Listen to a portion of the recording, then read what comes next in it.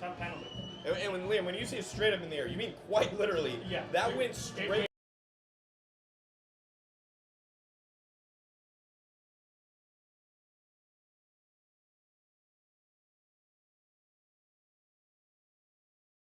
Here, snap, toss left, goes to Sloan, trying to find a seam.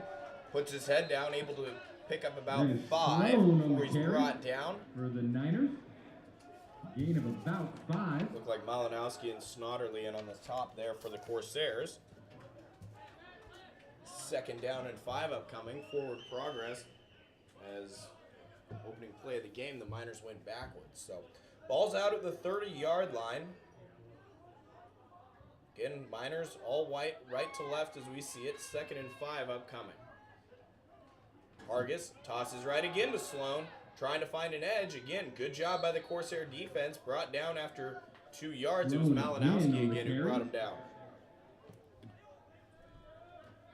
The Corsairs, we talked about the interceptions. An underrated part of this team has been that run defense. Front 4 in the middle line and the linebackers have been great in that effort, which really allows the secondary to play some coverage and have opportunities for those interceptions. It really starts up front.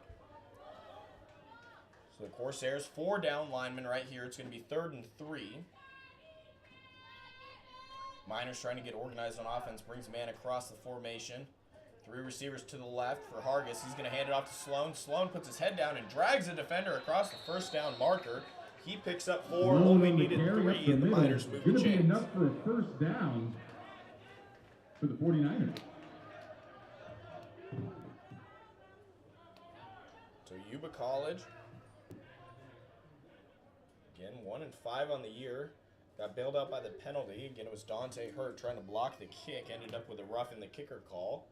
Fresh set of downs, and the Niners looking to make the most of it. An offense that's struggled to get things going as we're going to have the play blown dead by the far line judge here. We'll have an official's timeout. And Yuba's going to take the opportunity to make some subs here, but Liam, I mean, that's a little deflating to give up such a big penalty and keep your defense out on the field after they were able to get that stop early on. Yeah, that's about as deflating as it gets. And all season, I mean, if there's been any issues with this Redwoods team, it's been penalties, committing a lot of unnecessary penalties. 2 receivers and a tight end left. Hargis in the gun. Gives it again to Sloan. Brought down in the backfield. Great play there. Shooting the gap. Sloan on the carry. I believe it was Malinowski again. He's got had a busy day early on this afternoon as he gets in the backfield there and credited with a tackle for loss. Yeah, and the CR defense, we've talked about it before, it's different guys every game that step up. And Malinowski so far is showing that he's that guy that's been making plays to start this game. So 2nd down and 12. 49ers behind the sticks here. Ball's at their own 34-yard line. Snap to Hargis, pressure coming. Pass across the middle is completed. Out to the 50-yard line. Gabe Ward delivered a big hit, but Lincoln Pfeiffer able to hold on to that one. No, Niners move the chains again. Tackled by Gabe Ward. Really good throw by Trevor Hargis. 1st down, Niners. And, that's the really tough thing about that penalty is, if Dante Hurt didn't commit that roughing the kicker penalty, the CR defense would be on the sideline resting, but now they're going to have to be out on the field much longer than they need to. So Yuba trying to put together a first drive here, aided by the penalty. 2 receivers left, 2 right. Right hash. Mixes shade and sun. So they're going to hand the ball off running left. And guess who? Logan Malinowski alongside Tanner Forkner. Both of them combined with the tackle for a loss, and the Niners go backwards. Malinowski, 2nd and 12. Loss of 2 on the play.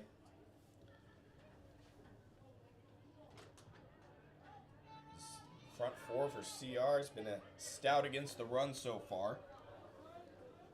First downs aided by penalties and completed pass.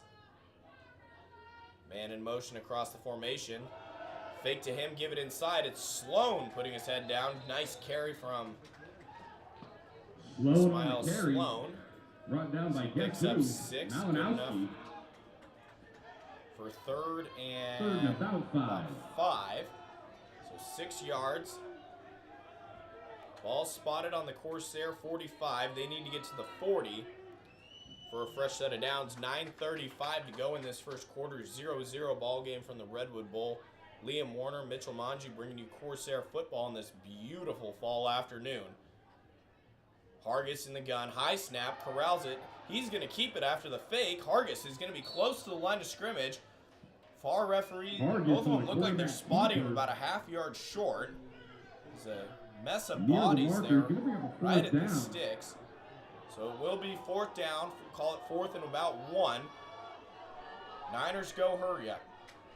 Hargis, play action. Gets it out to his receiver. Was it completed? Was he able to hold on? Yes. Mason pretty in defense. But Charles Johnson Jr. able to hold on to that one. 49ers move the chains, pick it up on 4th down, and keep this drive alive. Yeah, a few good throws by Trevor Hargis just over the middle, finding the open receiver. Hargis looks like he's got some control of this offense, able to calm things down. Seemed a little jittery at the start. Had some issues with alignment. But since those first handful of plays, he's settled in nicely so far. Again, more pre-snap movement. Going to shift the alignment are the 49ers. Hargis standing at his own 40. Tosses it left. And able to get 10 and still going. Did not stop churning his legs. Elijah Hadley. It was Elijah Hadley. Carry. That's going to move the sticks. So that's good enough for a first down inside the 30 down to the 25. So, First and 10, 49. Liam, this was a drive that looked like it was going nowhere, and all of a sudden, the 49ers are able to string a couple good plays together, and they're looking at almost being in the red zone. Yeah, they're just grinding this drive out. I mean, you know, they're given that gift, that roughing the kicker penalty, and they're making the best of it. So left hash, Hargis gives it inside again to Hadley, and he's stuffed. Got nowhere to run on that play. Keon Miller in on that tackle. So rush for no gain. Tanner Fortner. Second down and 10 upcoming.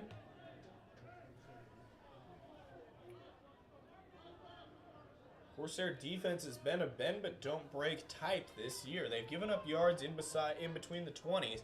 They've buckled down in the red zone, so we'll see how Harbin's able to do. He hands it off again, this time to Hadley. Pushing forward, good enough for Elijah 4. Hadley up the So middle make for it the third 49ers. manageable. 3rd and 6 upcoming. That was Right on the outside of the 20-yard line. Already 8 minutes off the clock in this first quarter. We're approaching the 7-minute mark, and the CR offense hasn't gotten a chance to get out on the field. So takes a lot out of the defense, and it's not, you know, we've got a little bit of a breeze coming on now, but it's not exactly cool out there, especially by Humboldt County standards. Hargis in the gun, 2 backs, 1 to each side. Takes the snap, looking left, trying to find a man and complete it inside the 10-yard line. Nice ball from Harbin there. Got it into Nicholas Fisher. Fisher able to secure it on the sideline inside the 10. Chains move, first and goal upcoming. First down. Well, when you look at Trevor Hargis's numbers coming into the game, they don't look that impressive. But the eye test, I mean, is showing that he's made several good throws, a few over the middle, and 1 good catch on the sideline. The CR defense, they've had issues at times this season on 3rd and 4th down. He's definitely got command of the offense. High snap, play action. Looking again that way, trying to get it back to Fisher. Pass intended for Charles Johnson Jr. Incomplete. Incomplete. Lane Brandstatter in coverage for the Corsairs there. Brandstatter had a nice game a couple weeks ago himself in the secondary. Forces an incompletion there. 2nd down and goal upcoming. And yeah, had 1 of the 2 interceptions against Los Madonnas 2 weeks ago. Mason Pretty with the other one. 2 receivers left, 2 right for Hargis. Back is Sloan. High snap, speed sweep. Goes to Pfeiffer, trying to find the edge. No thing there. Mason Pretty with the tackle for a loss. Brought down right at the 10-yard line. The numbers on the far side of the field. So set him back to the 10, where 3rd and goal will be upcoming. But again, the tackle in play, and the clock keeps running. I mean, we're approaching 5.5 minutes here to go in the first quarter. And again, 49ers offense has been out on the field the entire time. Yeah, I think this is exactly what Yuba College wants to do, coming in 1 and 5 against a 4 and 2 team, control the clock. So play action, looking left, going to throw a fade. Nice ball from Hargis, hit him in the chest. Looking for Hunter Clary, just wasn't able to hang on. Great throw from Hargis there. Good coverage as well on the play. I believe it was Brandstetter right there in coverage, but third down and 10, shot at the end zone, no good. Brings up 4th and goal from the 10. Looks like the field goal crew will come out for Yuba. And a great job by Brandstetter not committing a penalty on those floaters into the end zone. It's really easy to make contact with the receiver way too early and draw a flag. Great job there. Tyler Parks on to attempt a 26-yard field goal. A little bit of breeze right to left from his perspective, and he's on the right hash. Kick is blocked by the Corsairs and recovered. Inside the 20, going the other way, brought down at the 25-yard line. And the Corsair defense comes up huge. And guess who has a nose for that football? Mason Pretty's the one who came away with it. Oh, yeah, the CR special.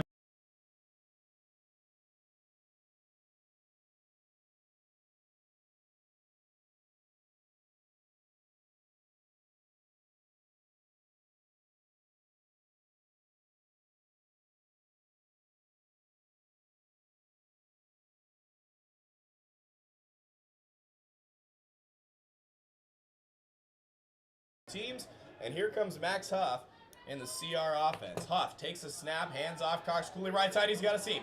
Cuts it back across the 30, brought down to the 35-yard line. Liam, I asked you before if you thought Cox Cooley could repeat his performance.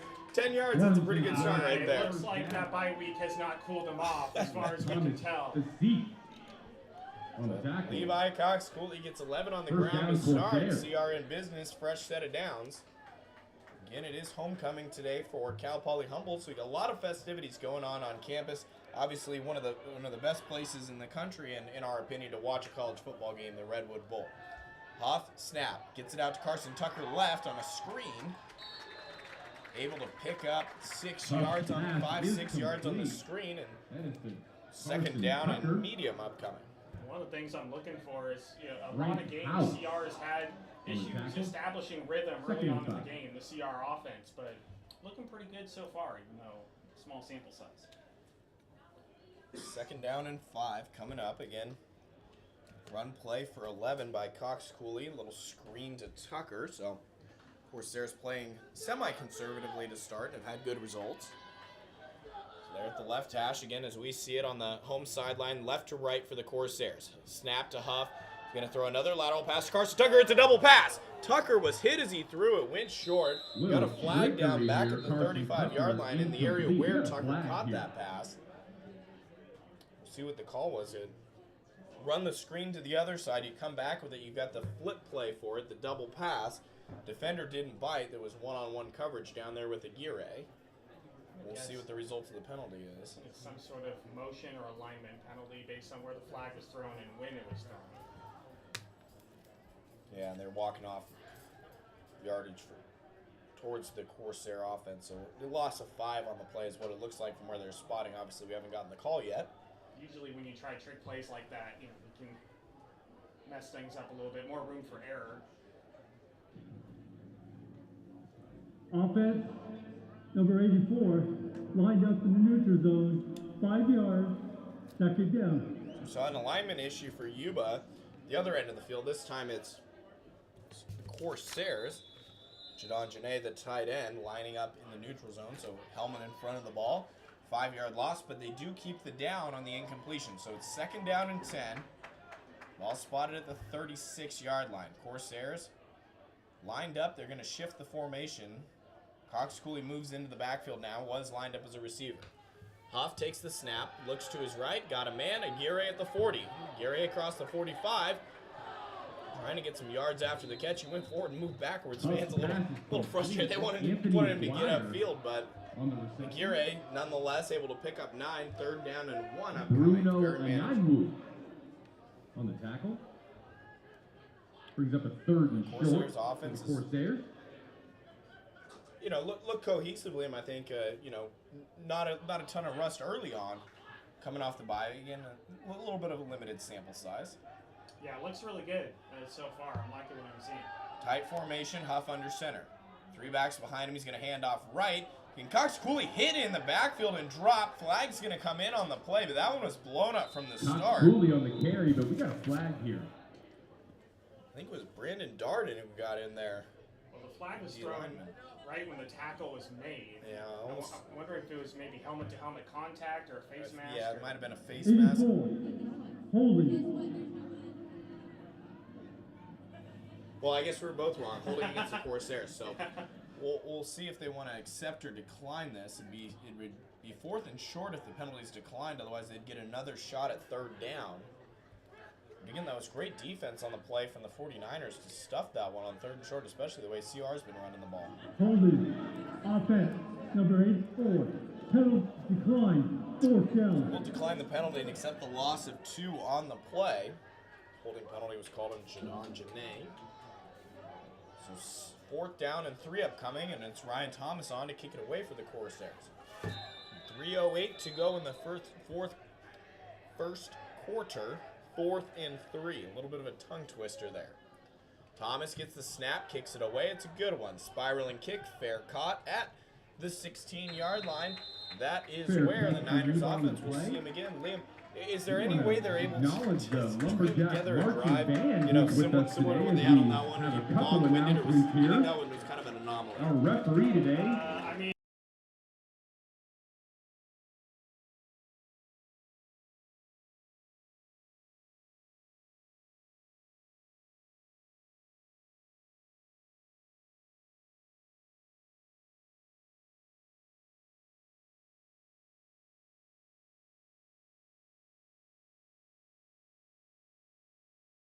about 2 minutes of game time in rest between those 2 drives. So the defense right back out on the field.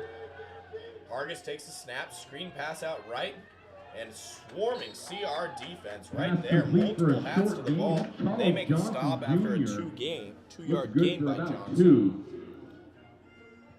yeah, and this Yuba college team, it looks like they're getting some luck going north to south. When they try to go east to west, horizontally, the CR defense is stuffing them. Yeah, and you got to be almost perfect to try to make those moves on going laterally, like you said, Liam. I mean, it's really about making somebody miss and picking up the yards as opposed to getting vertical, which is where fans, kind of let Aguirre know it on the other way. So, snap to Hargis, play action, slant across the middle is completed. Trying to make a couple guys miss. Finally brought down Lincoln Pfeiffer. He's going to be close to the 1st down, and he's got it. That's real Pfeiffer on the slant. They're going to say that's a 1st down. He's able to move it. And Lane again, Shane's Branstad move on that for the tackle 49ers. for the We hit 2 Corsairs. minutes to go in the 1st and 1st quarter, so dominating offense, I guess, so far. I don't know a better word for the 49ers, but they've continued to, pound away at the CR defense, picking up small chunk plays just enough to move the sticks. Shotgun, hands it off to Sloan going right, and Sloan strung out and dropped in the backfield. Faulkner was the first one there. A couple other Corsair defenders finally get to him to bring him down in the backfield. Your first one in on that Trying play. to go out into the flat, and it is just not 2nd working. and long CR for the defense is 49ers. right there, right to the ball. And a lot of that you got to give credit to the linebackers, their speed and ability to get out there, and also the corners to shed the blocks. But that's something where you're trying to get defenders in space to make them miss, and it's just not happening. Not working, and as we talked about before, all 3 levels of the CR defense, they work together really well. The front, the linebackers, and the defensive backs. So 2nd down and 11. Minute to go in this 1st quarter. Trevor Hargis in the gun. And he's going to hand it off this time. Again, no gain on the play. Hit right at the line of scrimmage was Elijah Hadley as he tried to make something out of nothing. There wasn't anything there, Leon. No, absolutely nothing. Just that brick wall defense for 3rd and Corsairs. long. Substitutions defensively for the Corsairs. They're going to bring in some extra defensive backs for this play. Again, they like to run that base set with 4 down linemen, 3 backers, but in obvious pass spots, they will throw some extra DBs on the field as they have here. 3 down linemen for the Corsairs. As Hargis is in the gun, play action, and he throws it, and it's nearly intercepted. Receiver fell down, and Mason Pretty almost able to capitalize. It went just in front of him, had an opportunity, but again, goes incomplete, and 4th down upcoming. That's the 2nd time in this game that Mason Pretty's almost had an interception. Well, I don't know if you know off the top of your head, but how many does he have on the year? I mean, it seems like he's just got a nose for the football. He's got quite a few. I mean, him and Brandstetter and those guys. The Ward with a big one as O.J. well. Mosley, he had a couple in the first game. I mean, these defensive backs, they're ball hawks. And as the stats show, Yuba, they've thrown a few interceptions. So we'll see. So we'll try the punt again. Pressure again. Another high kick. Not quite the same variety. That's going to bounce down on their own 45 and go out of bounds at the 49ers 49-yard line. So Corsairs will take over in plus territory their first time across the 50 this afternoon. And Liam, how do you, I would say correct the offense. It just seems like it didn't, last couple plays didn't really go their way between the penalty and stuff in the back of the back.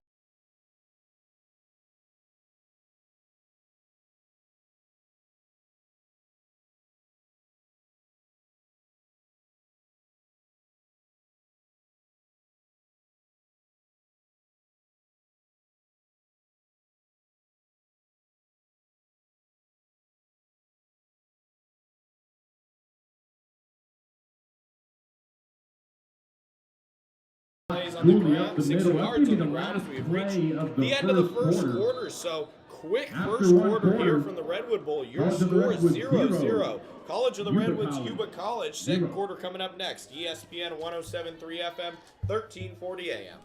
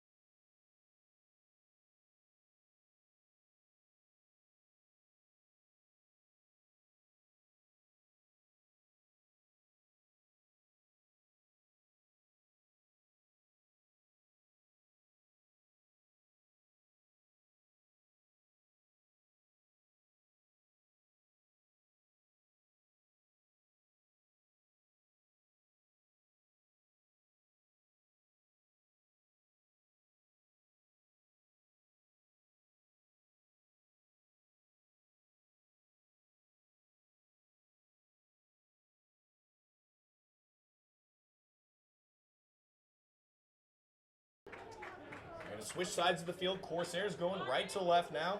Huff in the gun. 3 receivers to his right. Snap. Fake. Out to Tucker in the right flat. Tucker making a couple of guys miss and puts his head down. Good enough for a first down and more inside the 35-yard line. Complete. Great pass by Max Huff. He just led Carson a little Tucker. bit and able to make a great catch and turn up the field and find some room. So a lot of quick hitters early on, as First get the ball to your Corsairs. playmakers, let them do what they do in space. So Carson Tucker able to capitalize on that one, and new set of downs. So 1st and 10 upcoming inside the 35. Ball's at the right hash. Again, just started the second quarter alongside Liam Warner, Mitchell Manji, Corsair football from the Redwood Bowl. Beautiful afternoon, partly cloudy. Sun's hiding a little bit now. Huff's got 3 receivers, brings a man in motion. Fakes, looking on the right side. One man there. It's Aguirre. He's got a chance. Touchdown, Corsairs. That is Matt Huff to Anthony Aguirre. Anthony Aguirre on the receiving end of that one. Corsairs strike first from over 30 out.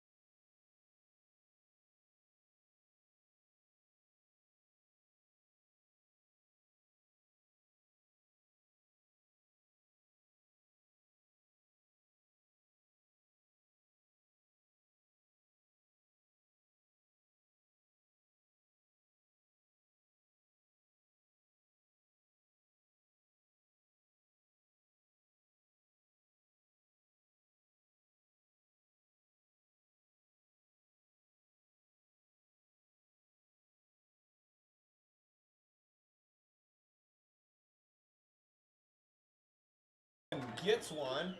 And Corsairs strike first, 6-0, 14-12 to go in the second quarter. Alongside Liam Warner, Mitchell Manji, Corsair Football, ESPN Radio again all season long. We got 3 more games coming up in the month of November. Kick from Thomas is away, fielded at the 15, short kick. Brought back across the 25, brought down just shy of the 30-yard line. That's where the 49ers will take over on offense, trailing by 6 now. And Liam, let's just go back to the touchdown a little bit. They ISO'd Aguirre on that short side of the field, so and Huff didn't look anywhere else. He looked right at Aguirre, knew where he was going, and just threw it up for him to make a play. Yeah, and Aguirre's a tall guy. I mean, he can go up and get the football. And like I said earlier, that was a great pass by Huff. Just nice touch on that football, and allowed Aguirre just to go up over the defensive back and make a really nice catch in one of the end zone. Put it in a great spot for him. So 49ers look to answer now. Again, shift the formation, bring the tight end across. Hargis going to throw again, looking over the middle. Great pass breakup. Lane Brandstatter got his hand on that one. And an excellent job to disrupt that pass intended for Johnson. Brandstatter's been really good at that all year. He's broken up a lot of passes. If he can't intercept the football, he's going to knock that thing down and not committing a pass interference penalty either, which is really easy to do in the game of football these days. So great job. Well, and if he's a step behind him, that's a catch going for 15, 20 more, maybe even a touchdown. So. Yeah, that's a huge play. Hargis again brings the tight end across the formation. He's in the gun. He's going to do the sweep. No, he's going to keep it up the middle. Hargis faked that toss and just kept it himself. Good for 2 or 3. So run that toss a couple times. You can keep one and fake some people out. Obviously not the defense. Well, that's what you do when you're facing a defense. Tackle, That's 3rd and 7 for the 49ers. On the ground. You got to go to some trickery, and it didn't work. Yeah, teach defensively to, follow your keys, not necessarily your eyes. Eyes would have said that was going to be a toss, but it wasn't. CR's going to match the shift. Hargis back to throw. Pressure on. He's rolling out to his right, keeping his eyes downfield. Throws it in. Incomplete. Intended target, Eddie Mumphrey. That was O.J. Mosley over O.J. Mosley in coverage. 4th Nice down pass for the breakup by 49ers. Mosley. Just like that, 3 and out. Offense going to get the ball back here for the Corsairs. Yeah, as the linebackers and the defensive backs are shown out for CR, and great play by O.J. Mosley. I definitely saw a hold that wasn't called, but it does not matter. They get the job done. Just don't say that too loud, all right? Pretty back to receive. This kicks a line drive. Pretty's going to have to back up. Bounces down at the 40. Takes a 49ers roll almost down to the 35. He'll touch it at the 36-yard line. And again, Huff and the Corsair offense heading back out onto the field. And Huff's going to have some confidence after that last touchdown. Yeah, a great pass. And the run game is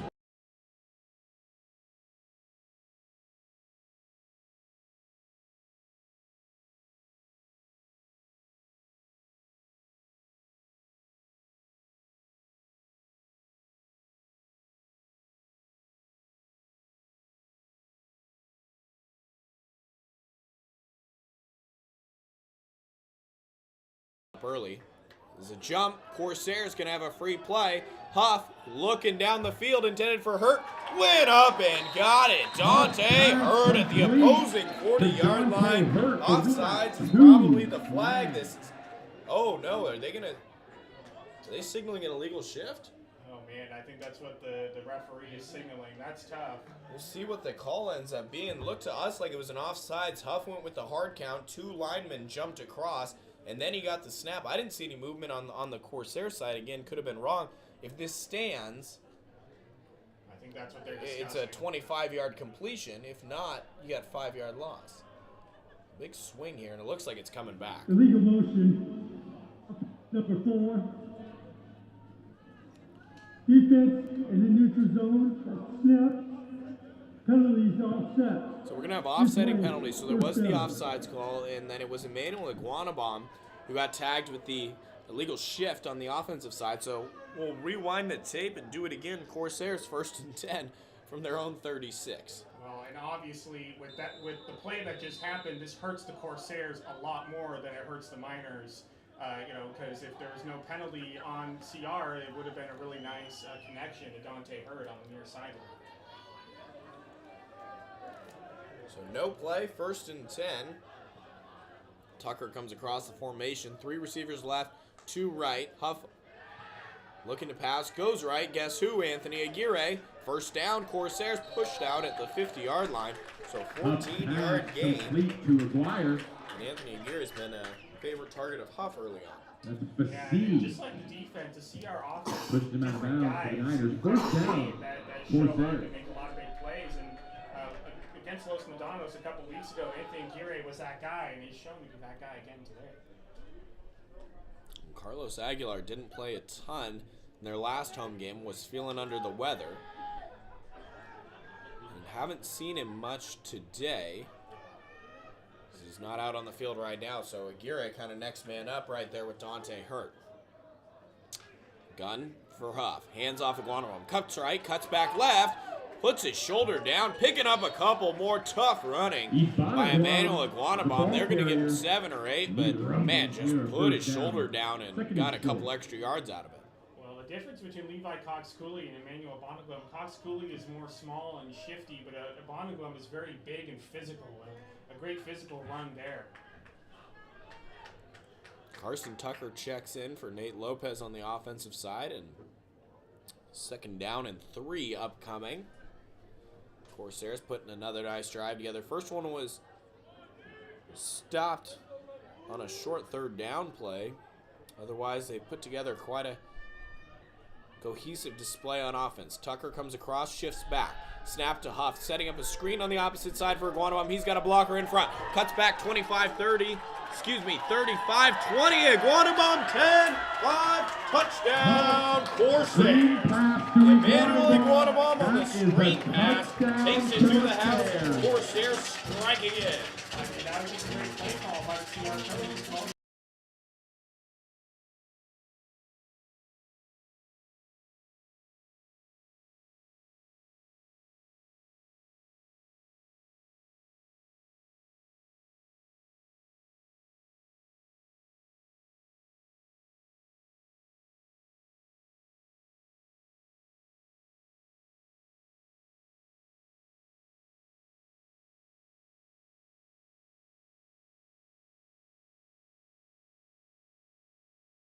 Corsairs 13, And with 11:21 49ers 0. remaining You're here listening in to the Corsair first Football, half, ESPN Radio, Redwoods 107.3 FM and Yuba College 1340 AM. 0. Yeah, I'll be off mic.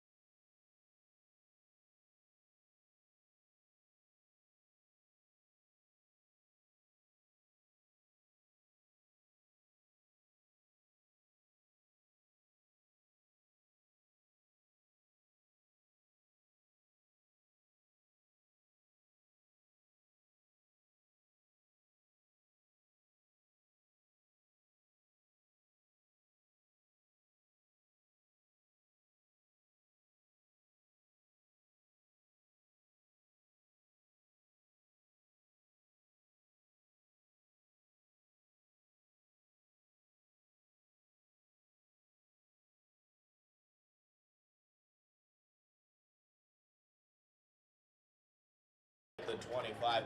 Great coverage again by the Corsairs. Again, special teams, they've had some ups and downs this year, some critical penalties and some crucial errors.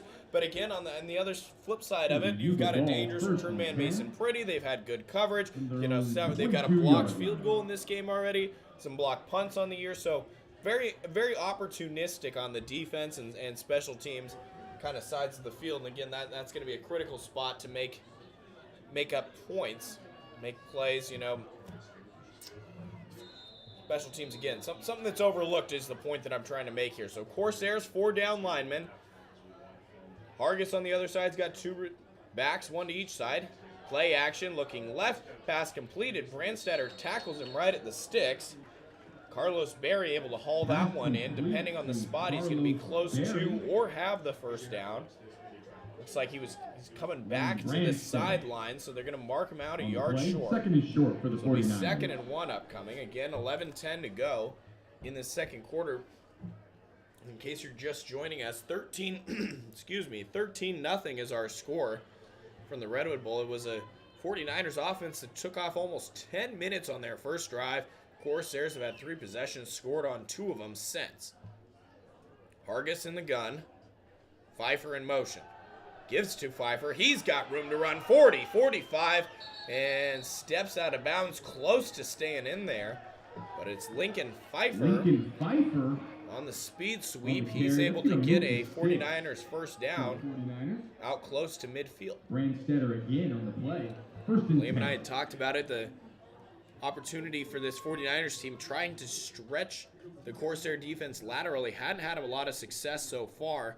Linebackers and defensive backs have been able to get there to make stops, but Pfeiffer's able to break through there for some positive yardage. Hargis in the gun, 2 backs, 1 to each side. Gives to Sloan going left. Sloan is dropped in the backfield. That's going to be a loss of 3 on the play. Sloan on the carry. Trying to see who got through there. It looked like it was Tanner Faulkner. 2nd and 13. Either way, great play defensively. It's Drew Jensen who was the one who got back there, actually. So Jensen with the tackle for a loss. 2nd and 13 upcoming. 49ers already 1 first down on this drive. Trying to recreate some more success here. 2nd and long. Hargis back to pass. Pressure coming, rolling out right. Nowhere to go and dropped. Bryson Price, first man there, slinging him down in the backfield. And back-to-back negative plays. Huge wins for this Corsair defense. And it's 3rd and forever upcoming for the 49ers. Price able to shoot up the middle on the middle linebacker blitz. Able to wrestle him down in the backfield. So again, back-to-back losses. Corsair defense stepping up here big time. Again, long first drive takes a lot out of you. Hargis, snap, gonna do the toss left again. Gets Sloan again. Tackle for loss again. Lane Brandstetter this time. Back-to-back negative plays, and this CR defense has come to play. They step up big time, give up the first down, and just absolutely bounce back. Corsairs trying to make a statement here early on. 13-0 ball game. They're getting the ball back at 8.5 to go in the second quarter.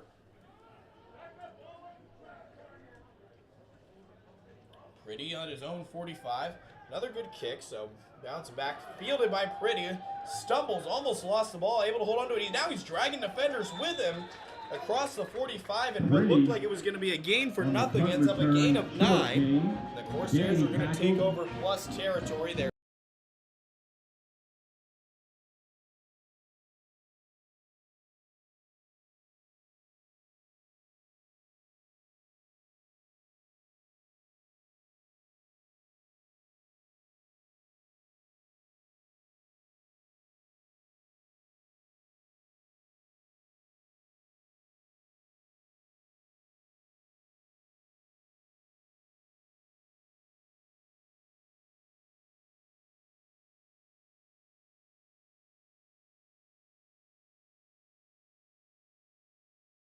Offensive formation, 3 receivers bunched left.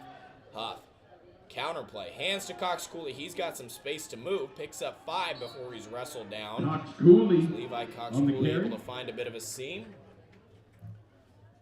Corsairs again, unprecedented for this season's success on the ground. 281 yards in the last game for Levi Cox Cooley. That goes along with 3 touchdowns, 1 being of the 97-yard variety. So a huge play. Big play guy. Cox Cooley has been, especially in recent weeks. He's kind of, you know, just from observation, again, don't have anything official on this, but kind of taking over that role as lead back.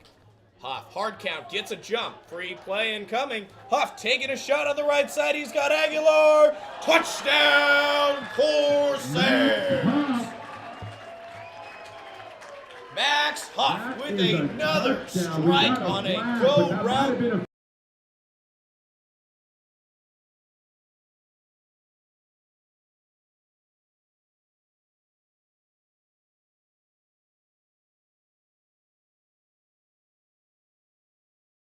The Canadians go on a snap. That penalty is declined. Results of play. Justin. Penalty is declined, That and was 6 more Carlos on the board. Aguilar. Carlos Aguilar, Max Huff's right arms delivered him 3 touchdown passes in this first half with plenty of time remaining. So 7:20 to go in the second quarter, 3 touchdowns already for College of the Redwoods. Ryan Thomas looking to get them to 20 points. Snap good, hold good, kick is up, and it's Thomas good. Ryan, So, extra your point score, is good. Corsairs 20. 20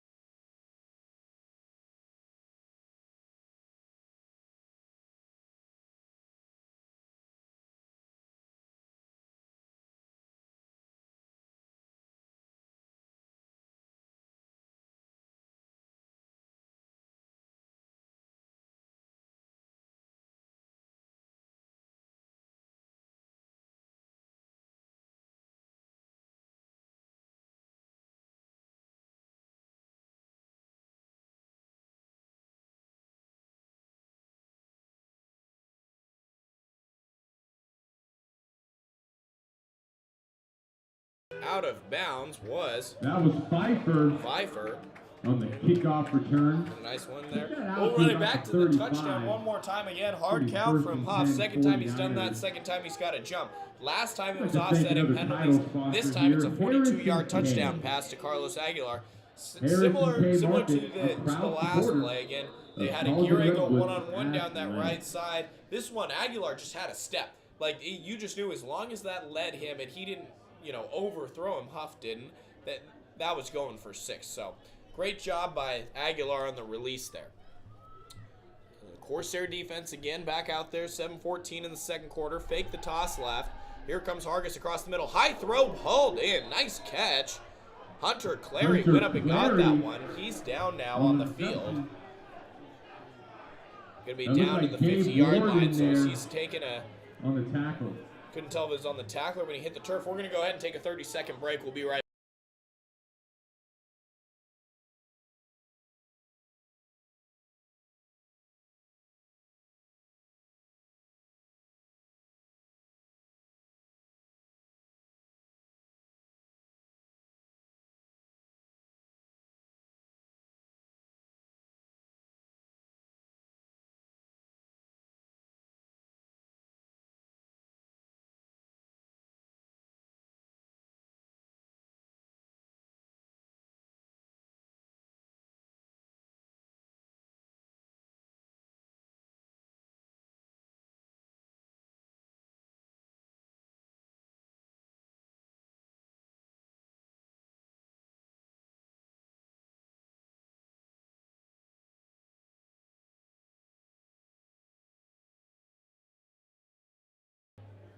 Able to walk off under his own power. Just That play was trainer enough for a going over first with down. him. So ball's going to be spotted after the reception by Clary at the 50.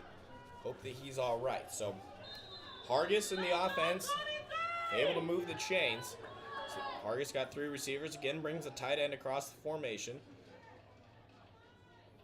Gun set. Play action, looking left and caught. Nice catch. Big hit delivered at the end of the play. Jack Hartman stuck Charles Johnson Jr., but it was Johnson Jr. who, with the sticky hands, was able to haul that one in. Big gain on the play. Give him 22 yards and first down for the 49ers. We approach 6:40 to go in the second quarter. College of the Redwoods. Defense has been locked down so far, but a productive drive. Snap from the 28-yard line. Fake to Sloan. He's going to keep it. And gain of 1 on the play. Or excuse me, loss of 1 on the play. Vargas on the quarterback keeper. Chase Stubing with the tackle there. 2nd down and 11. That was Chase Stubing on the tackle. Short loss. So second down and 11 after the loss of 1.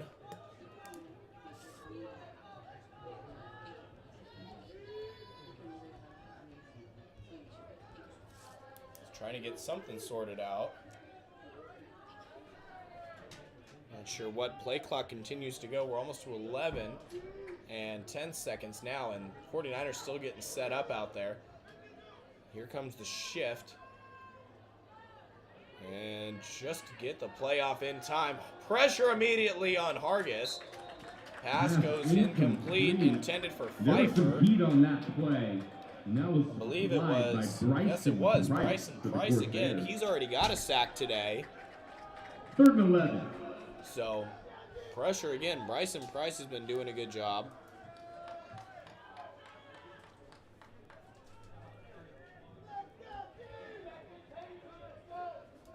Third down and 11 upcoming. 5.5 to go in the second quarter. 2 receivers left, 2 right. Hargis in the backfield. He's got Sloan to his left.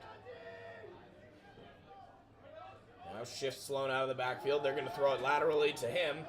Sloan crosses the 30. Flag comes in. Brought down out of bounds. Complete to Gain of Sloan. only He shoved 2 out or of 3 bounds. on We the got a play on third flag down. on the So play definitely near the not enough to pick sideline. up the first down, but we'll see.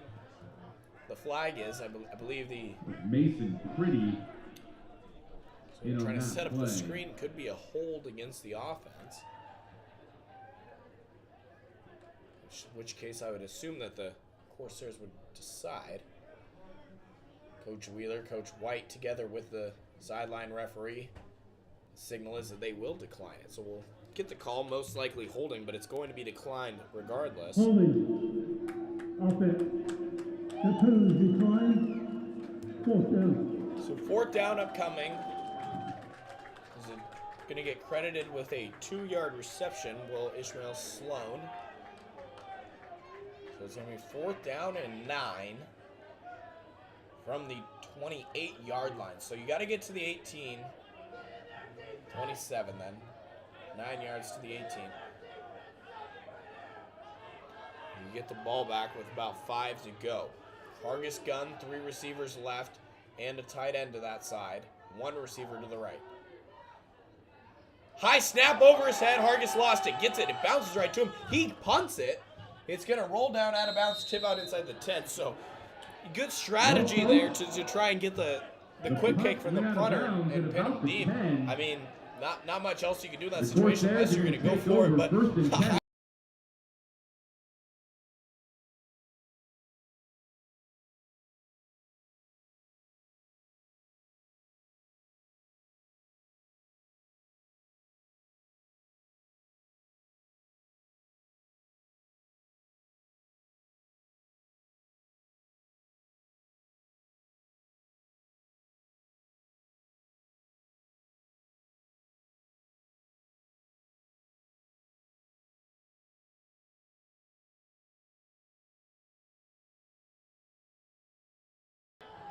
football bounce rather. Again, hard count.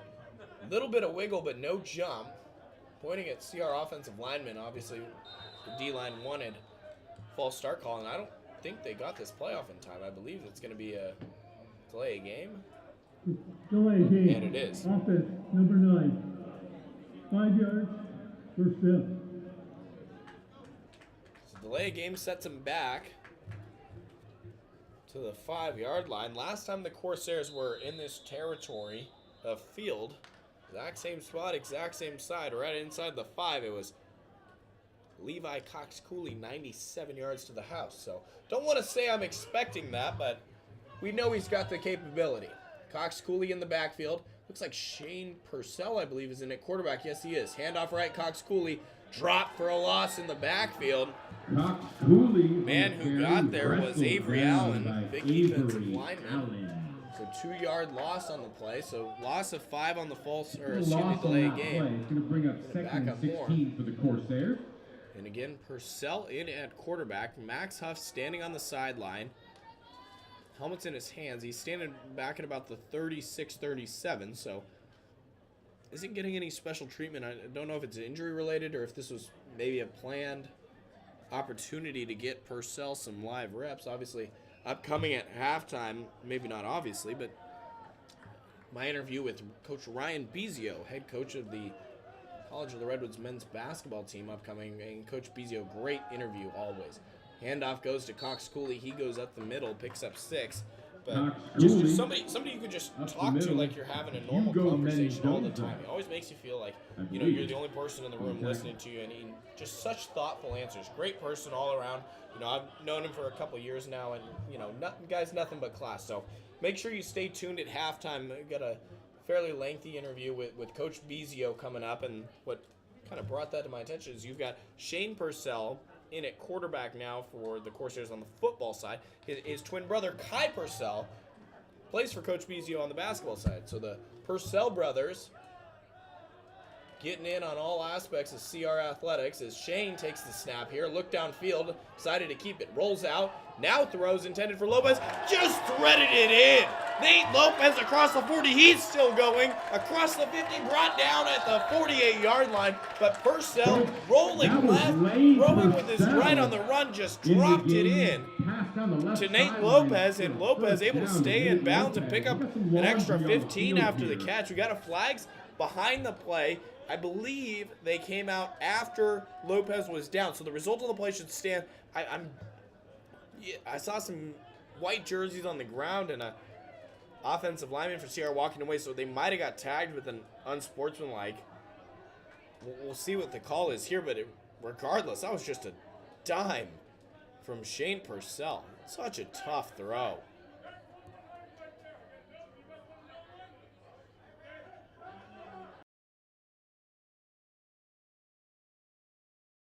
Yards of sprints for that. It sounds like it's going to be an unsportsmanlike penalty. So obviously Liam and I have talked about this throughout the season, but the importance of cleaning up, what you can control.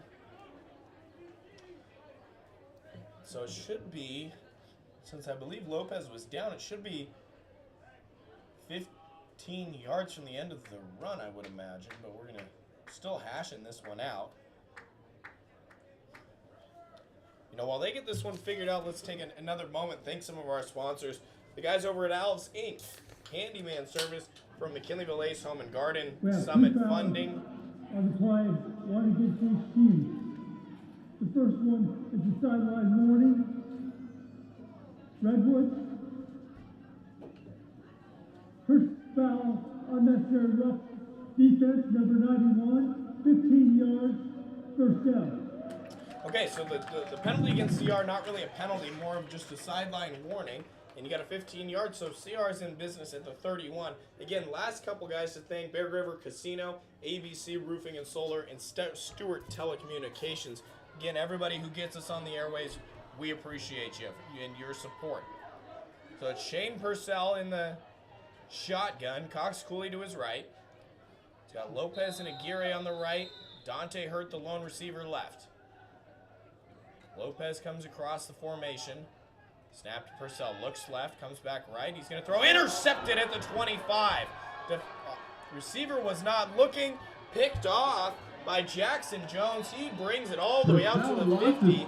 And miscommunication, quarterback to receiver there. 49ers capitalize. They take over on offense. Niners are going to take over 1st and 10.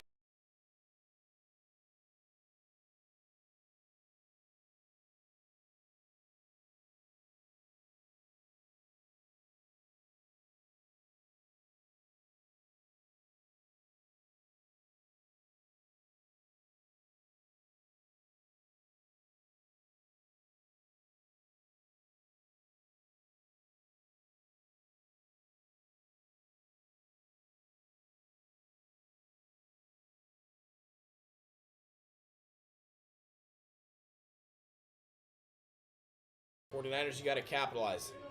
Big deficit. Opportunity to get points on the board before the half. Arias brings a man in motion.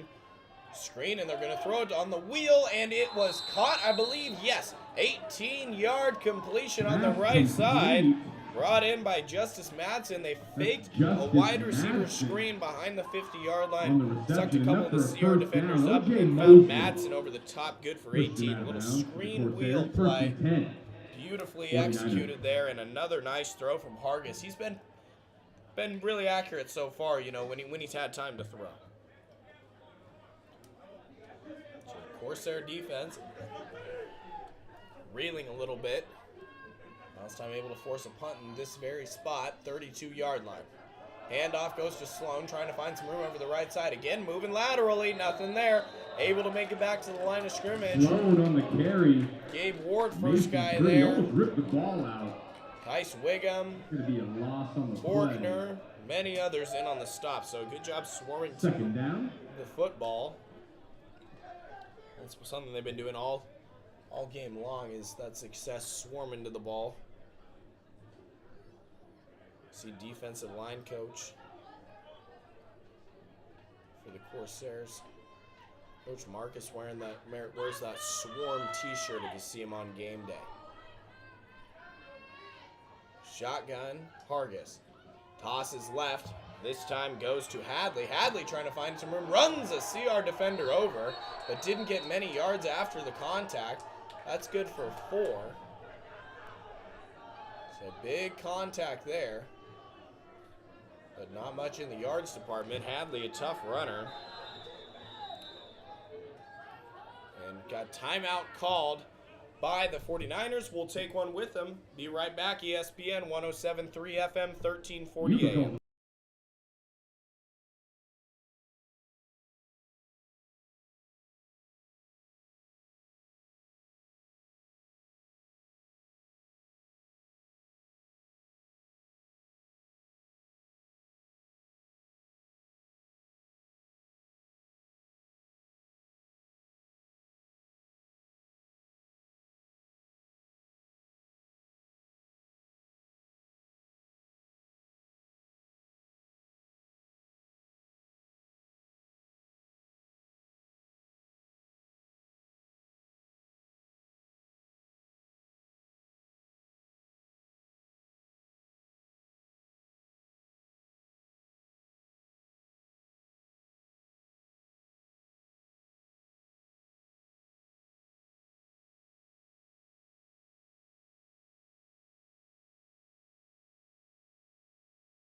Corsair defense, 3rd down and 7 up, coming out of the timeout. See what the 49ers were able to draw up. Hargis in the gun, 1 back to each side. 2 receivers to his right, wide side of the field.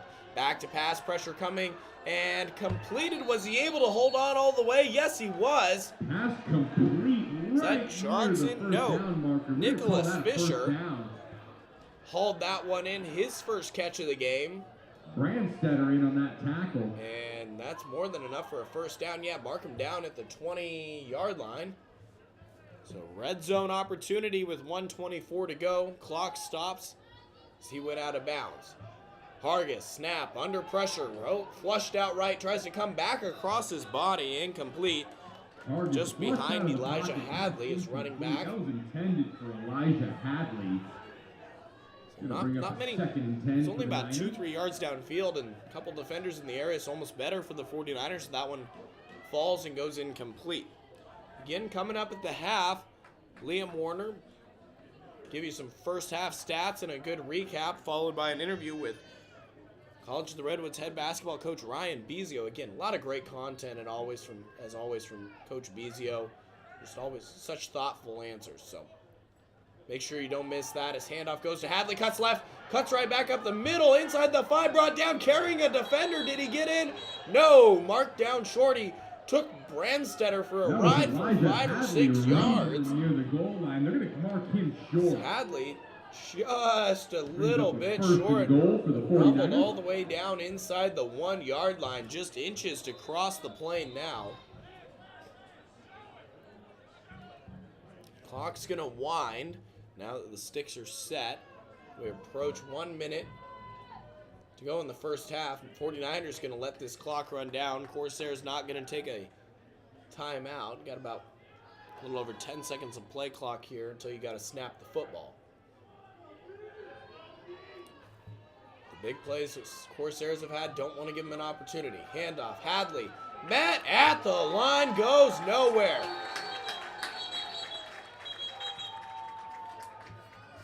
Big That was stop. badly swallowed up on the play by Tanner Forkner. I believe it was Forkner. Yes, it was. Confirmation from Timeout, Yuba. not just the basketball coach, but also the PA announcer, Ryan B.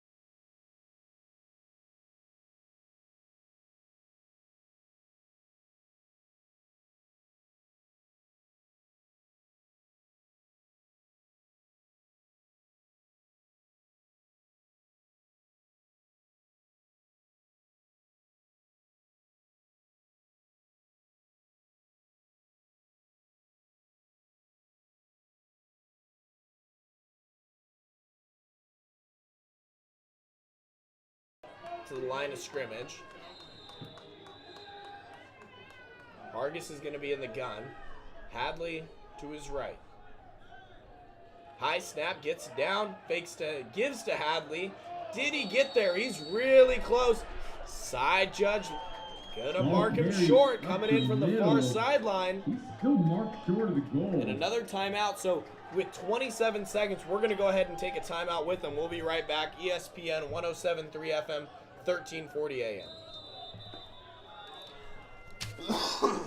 Holy cow. He's screaming.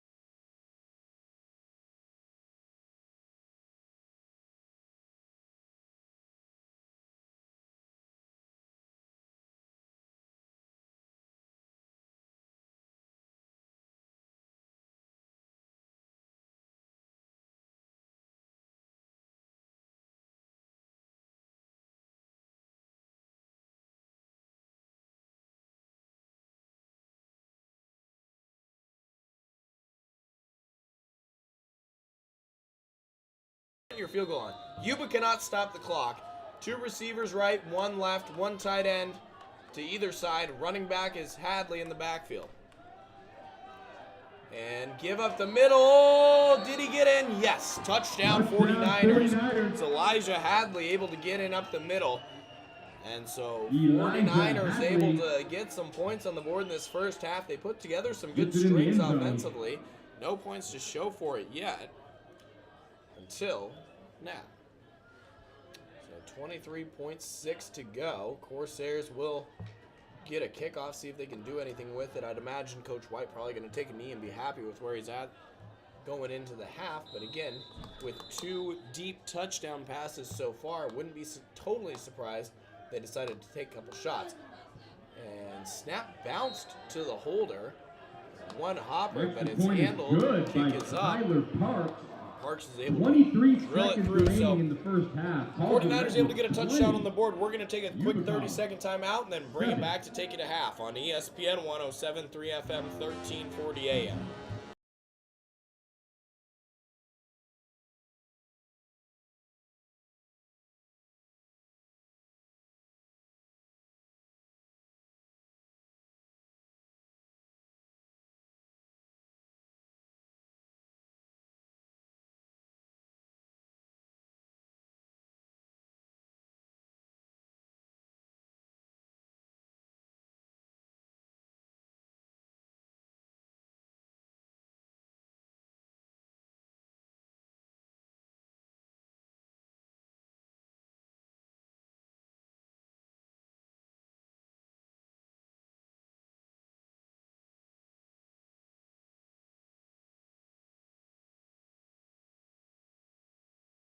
Pretty and Gabe Ward back. Try and see if they can get a good return. And off the chest plate of Ward, able to corral it across the 35, across the 40, still going. Pushed, tumbling, rumbling down across the 40. He's going to be officially marked down at the 43. Out to about the 45. That was just see where they spot it. You're going to have about 14 and a half seconds to go. So yeah, ball's at the 43-yard line. Couple options you can try to get. Chunk for 10 or 15 again, Corsairs. All 3 timeouts, so they can target the middle of the field if they want to. You could always take a knee and be happy with a 20-7 lead. But I believe they're going to trot now 5 receivers. They're definitely going to throw it here. So Tucker's slot left. Aguirre's far out right at the numbers. Huff's back in. Throw across the middle to Lopez. He picks up 15. Marked down. Timeout. Max with Huff 11.8 to go. Complete to Nate Lopez. It's a timeout. So Coach White's going to go for points here. Nate Lopez gives 15. Yuba on the year again. Yuba and Siskiyou's the only team that they've beaten. Bottom of the division. Of course, Foothill at the top. The team that was able to topple the Corsairs and hand them their second loss of the year sits there at 6-0. 1-0 in conference. Los Medanos, who the CR team defeated 2 weeks ago, their last game. 4-3 conference, 2-1 conference, 4-3 overall in the year. Corsairs right now 1-1. And the win over Los Medanos, lost to Foothill. They sit at 4-2 on the year. Well, Deanza, Yuba, and Siskiyous round out the division. So 11.8 to go. 3 receivers right, and Nate Lopez jumped on that hard count. 5 more going backwards. So he gets you 15 and then loses you 5. So a net of 10 on this drive so far for Lopez. 5 yards. First down.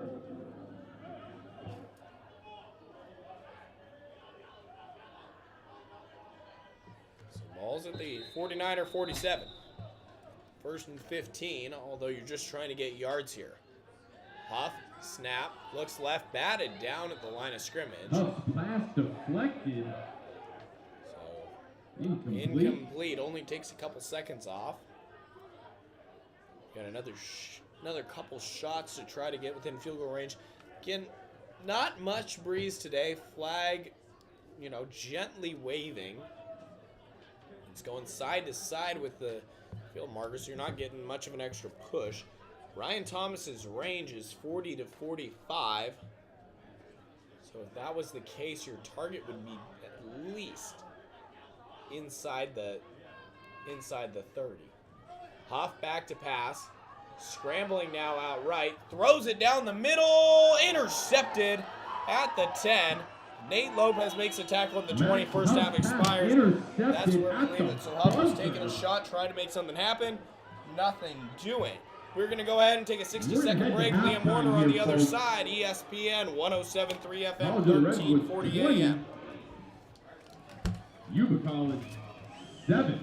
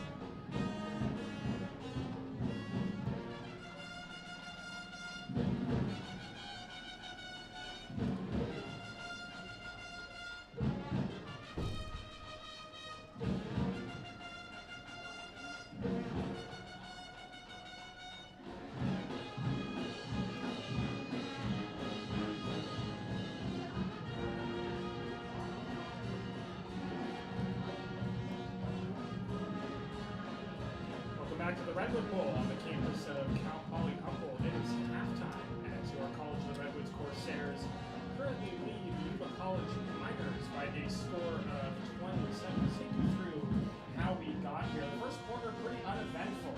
Defensive battle between the two teams. Only notable event being a CR blocked field goal by Mason Brick. First quarter ended with a score of 0-0. Second quarter was where everything got going. Started off with a great pass from Max Huff, Anthony Aguirre, a floater pass into the end zone. The point after touchdown was no good. And that made it 6-0 in favor of the Corsairs. Right after that, another great play call by Coach White and the rest of the coaching staff. A nice screen pass to Maple Monaco, finding space going into the end zone. It was good by Ryan Thomas. That made it 13-0 in favor of the Corsairs. The Corsairs would add on another great pass from Max Huff to Carlos Aguilar. We have a very special presentation for you, so That stay made it in those 20-0 in seats. favor of the Corsairs. I'm going to However, throw it up Ching to the herself would come golden into the voice game of the for Max Corsairs, Huff. We don't really know Coach why. That Piggio. was pre-planned. Max Huff did end up Thank going you, back out Megan. onto the field. We have a before very halftime, so we know he was good at important this point. presentation, as you But said. Ching herself 3 did Hall of throw an Famers interception. inducted And today that in our did 2023 lead class. Elijah Hadley And we would like to touchdown start for Yuba, with making it Mr. the score of Owen 27. Hooven. That we sit at right now. We're going to take a 1-minute break. And Owen we'll be is back. accompanied We're today gonna have by to his talk fiancee, with Jennifer Birdie. CR head men's basketball coach. Owen graduated from Arcata High Listening to School Redwoods in football. 1984 with ESPN 2 letters in football, 3 in wrestling, and 1 in track and field. Owen's junior year wrestling team was inducted into the Arcata High School Hall of Fame. Owen's junior year in high school, he was co-champion of the Big 5 Conference with Del Norte in the sport of football. From there, Owen went on to star at College of the Redwoods in 1984 and 1985, where he earned second-team All-Conference both his freshman and sophomore seasons. Owen then received a scholarship to Oregon State University, where he played spotty minutes as a junior, and then after a coaching change, started his senior year and earned honorable mention in the Pac-10 Conference. Owen was then drafted by the Dallas Cowboys in the 1988 draft in the 7th round, pick number 178, his lucky number. He ended up blowing his shoulder out against the LA Rams and spent the remainder of the year on IR for legendary head coach Tom Landry. In 1989, the team was sold to Jerry Jones, and he brought in new coach Jimmy Johnson, who cleaned house, and Owen was sadly released. But in 1990, Owen got a tryout with the Philadelphia Eagles and made it to the last cut. In 91, Owen played in Orlando with the Orlando Thunder in the initial year of the World League and was a starter. After that, Owen's playing career ended, and he began coaching as an assistant coach with Coach Bob Seaman. Coach Cox and the rest of the football Corsairs staff for the next 6 years through the 1998 season. For his playing status and his coaching status, ladies and gentlemen, one more round of applause. Hall of Fame inductee, coach and player, Owen Hooven.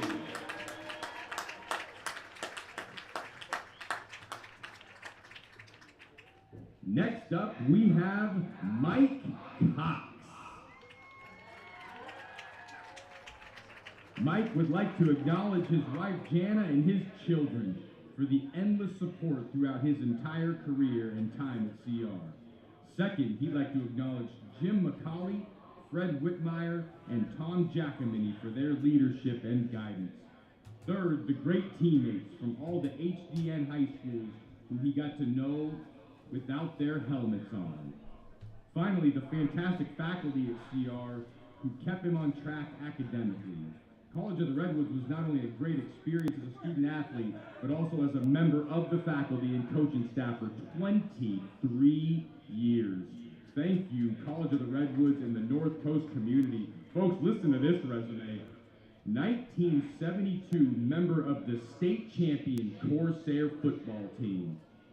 1990 1973 All GVC Most Valuable Lineman, First Team All-State, and JC Gridwire All-American Team.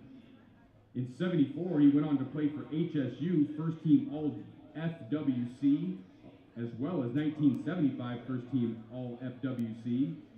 1976, a free agent signing for the Denver Broncos. From 77 to 81, an HSU defensive line coach. From 81 to 83, College of Sequoia's defensive line coach.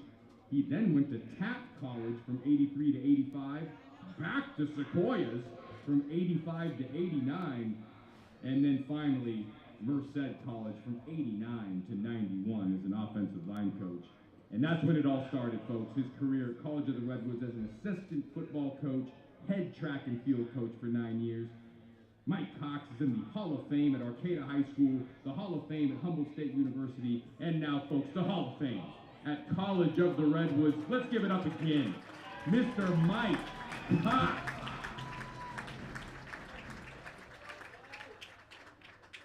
And lastly today, we have Coach Bob Seaman. Coach Seaman is accompanied today by his grandson, Nathan. Coach Seaman first came to CR because his high school coach, College of the Redwoods Hall of Famer Jim McCauley, was the first head football coach at CR. Coach Seaman knew early on in high school that he wanted to have a career in teaching and coaching. After graduating from Arcata High School in 1965, he attended Santa Rosa Junior College where he played football and baseball. After that, Coach Seaman found his way back to the North Coast, playing football at Humboldt State University under Coach Bud Van Derrick in the 67-68 season. Upon completing his athletic eligibility at HSU, Coach Seaman worked on his graduate degree and asked Coach McCauley if he could volunteer as an assistant coach on the staff at College of the Redwoods in the 69-70 season, and he was surprised when Coach McCauley said yes. It was an incredible experience. Coach Seaman's career then took him up to Del Norte High School, where he was a teacher and coach in 1971, and found his way back down to Eureka as a teacher and coach from 72 to 76. It was then that Coach Seaman started his illustrious legacy at College of the Redwoods, serving as a teacher and coach at College of the Redwoods football and track from 77 to 2007. In his time at CR, Coach Seaman was an assistant coach for 14 years, then head coach from 92 to 98. His Corsair teams appeared in bowl games in 93, 95, and 96, and was voted the California Community College Coach of the Year in 1996. After his retirement, he traveled in an RV for about 7 years, settled in Henderson, Nevada for 6 years, and currently lives in Crossville, Tennessee, where he has resided for the last 3 years. He wants to thank Christina Seaman, his sons Blaine and Brent, his daughter Jennifer, and his grandchildren, Adriana, Nathan, and Alexa. Ladies and gentlemen, a round of applause, Coach Bob Seaman.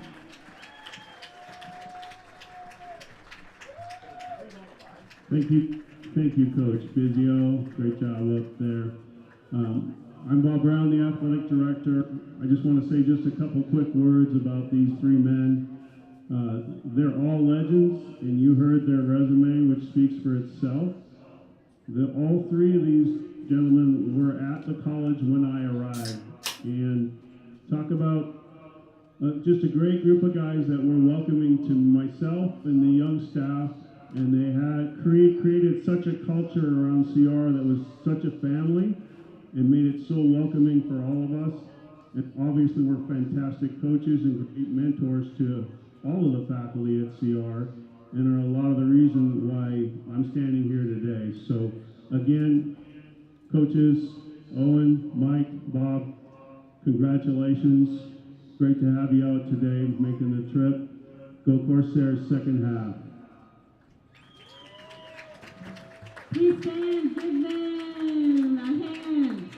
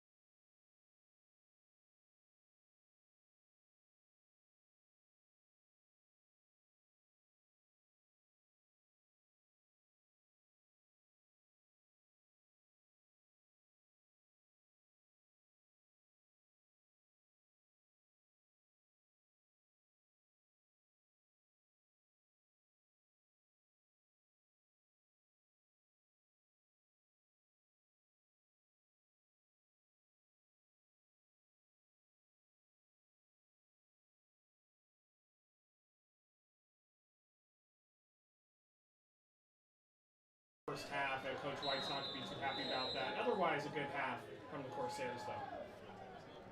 Pretty and Ward, both standing at their own 20. Line drive kick handled by Ward. Takes it up the right side, across the 30, 40, 45, cuts back, 50, 45, finally brought down the 41-yard line. I don't believe that was Gabe Ward. He's the usual return man. That was Brandstetter on the return. Lane Brandstetter. He's had quite the impressive last 2 games. Big return there. Sets the Corsairs up in plus territory. And Liam, it'd be a shame if you don't convert here. Oh, yeah. You need to capitalize on the big plays that your special teams delivers you. And like I said before, it's really important that the Corsairs play clean football in the second half because the first half didn't end that way. So Huff's the quarterback.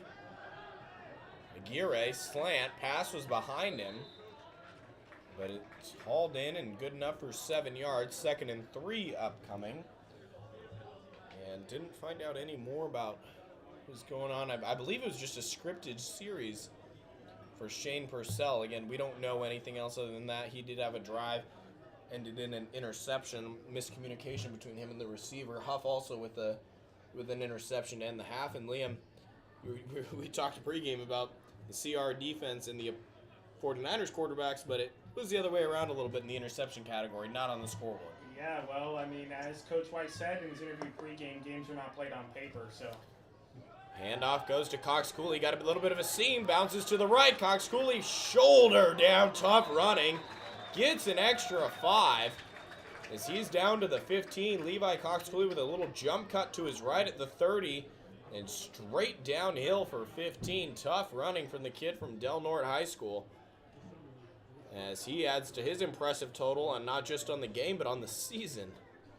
He's going to, I mean, on the strength of one game, he's going to finish with a really good rushing total at the end of this season.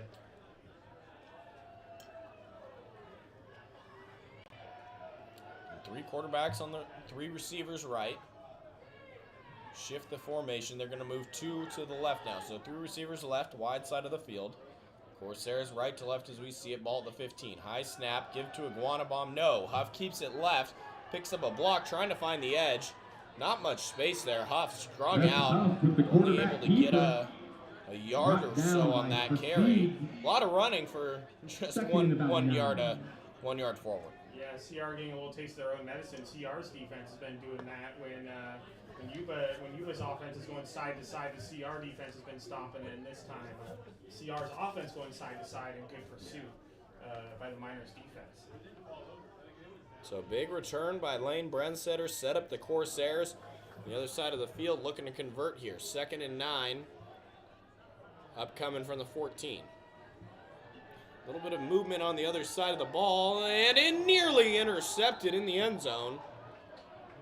Huff might have thought he had a free play there, Liam. I'm not sure if that was either a miscommunication with the receiver, he thought he had a free play or what, but just lucky that didn't turn into something really bad. Yeah, I would err on the side of miscommunication. I didn't see anybody jump. I think it was just a pure miscommunication there. And really lucky that the safety back there straight up dropped that interception. I mean, it looked pretty easy.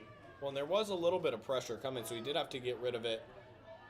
You know, could just be the timing on it. So now, combination of both. Right. So 3 receivers bunched tight to the line on the right. Huff, snap, handoff Iguana Bomb. He's going to try to find something on the right side. Not much there. Spinning, trying to get forward progress, but not much. So he only picks up 2. 4th and 7 upcoming. 4th down for the Corsairs. And field goal unit onto the field for the Corsairs.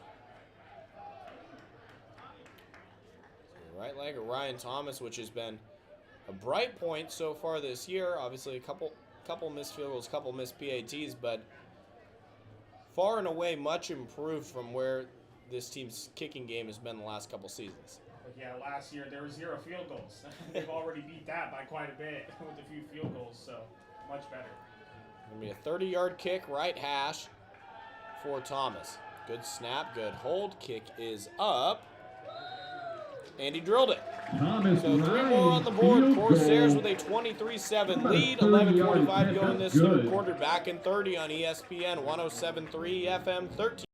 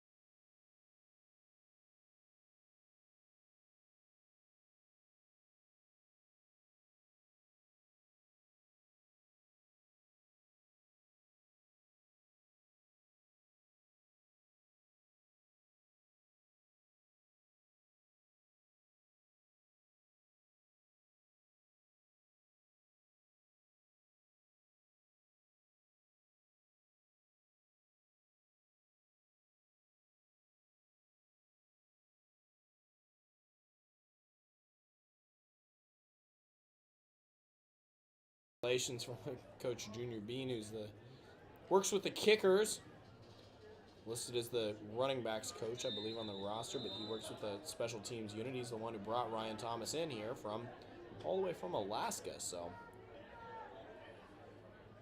quite the trip down here. Corsair defense again, first drive of the game. They were out there for almost 10 minutes of game time. Hope to get off the field quicker here.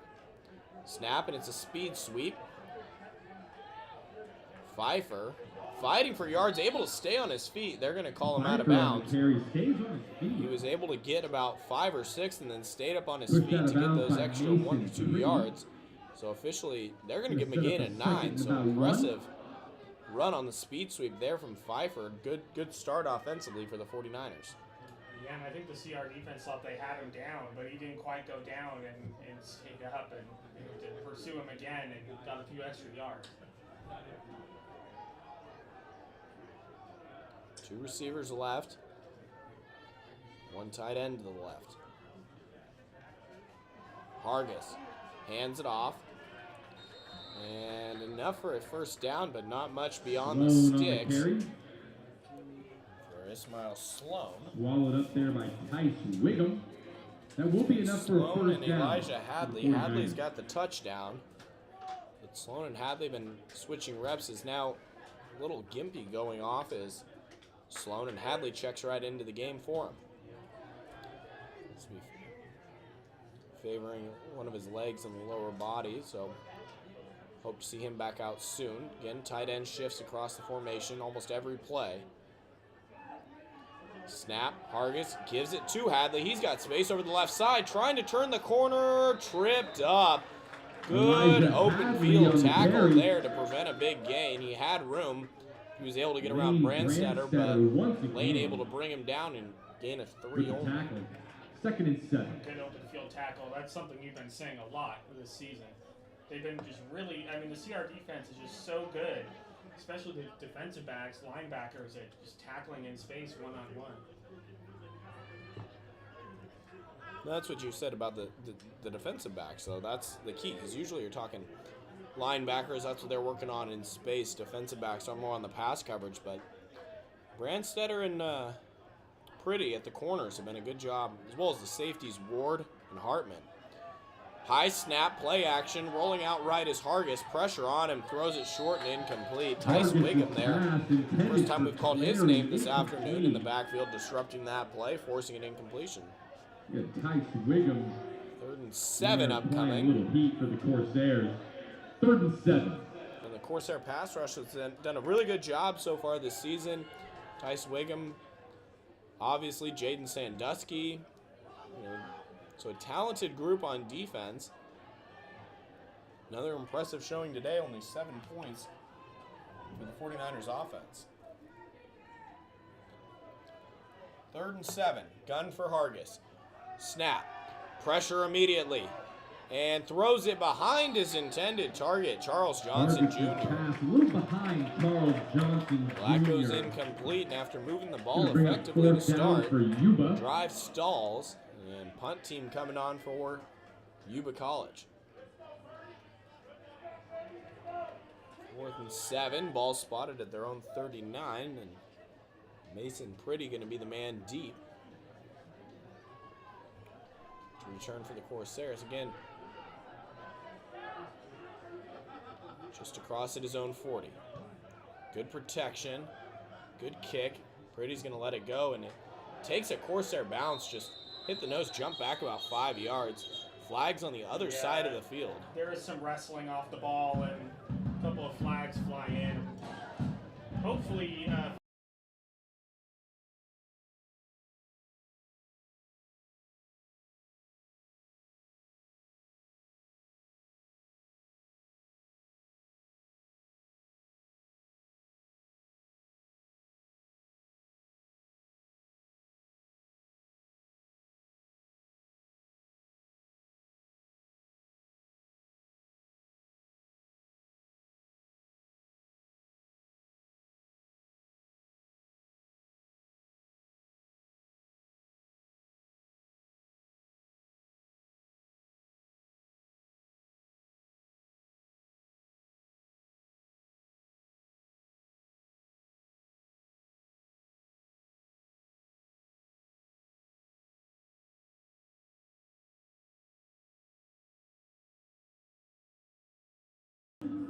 Kicking team, holding, return team. They offset. We got offsetting Replay. holding calls, so Fourth down. going to end up replaying the down. And again, that was a kick that took a really good CR bounce. It touched down at about the 37, jumped all the way back to like the 42, 43, and went out of bounds. So we'll see if the Niners decide to kick it to Pretty here or not. So far, they've tried to stay away from him. You know, it's been a couple high punts, line drives, out of bounds, but not given Pretty much to work with in the return game. So 4th and 10 from the 36. High snap goes over the punter all the way back at the 5. He's just going to try to run with it. Makes a couple guys miss, cuts back left. Stiff arm trying on Hartman. Flag down, tackle down. Back at the 16-yard line. If that's a personal foul, Liam. And we have flags on it the looks field. like it's going to be. I mean, the flag was thrown right on the tackle. It certainly didn't look good. Wow.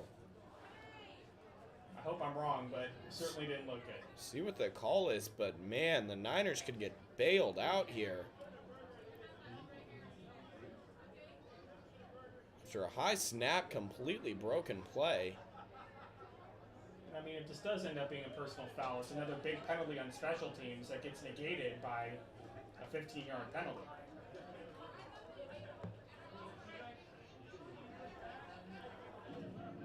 On return, we have a personal foul. Face mask. Offense, number 23. You're going to go half the distance to the goal. First down, Redwoods. Working out Ronnie Ramos, the punter gets flagged. Face mask, as he was trying to get downfield and just make up yards after the high snap. That's the punter. As Huff takes over inside. 49ers 10 in on the stop. Another wrestling match off the ball and more flags.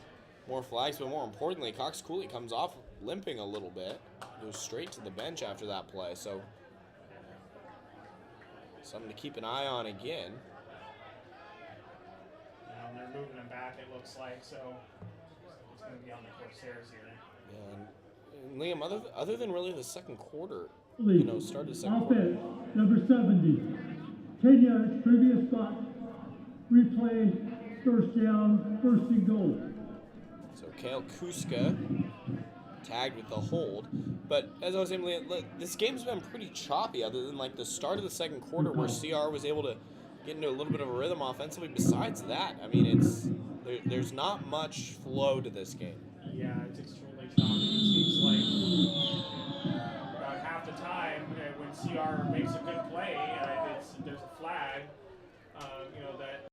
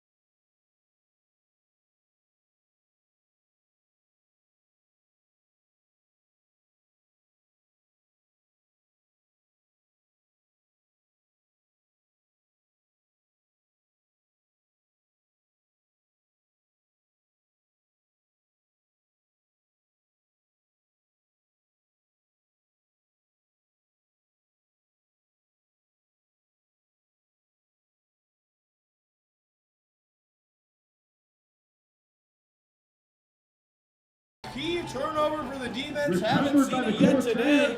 Strip sack. I believe it was Jaden Sandusky. Yes, he's the one who That is came away from it. Sandusky. I think on the he's the one who got his recovery. hands on the ball coming around the right side. But man, big play, and just like that, Corsairs again, Tight their to Wiggum. third red zone The initial opportunity. sack on that play. 1st and 10. 1st and goal. They're going to have Corsairs. first and goal from the 3. But a huge play. Another huge play by the CR defense, getting to the quarterback and stripping the football. And obviously the Corsairs, they need to cash in here. So Huff's under center, 3 backs behind him. Give is to Iguana Bomb. Did he get there? Yes. One. Emmanuel Iguana Touchdown, Bomb. Corsairs. Touchdown, Corsairs. 4th touchdown on the day. 2nd.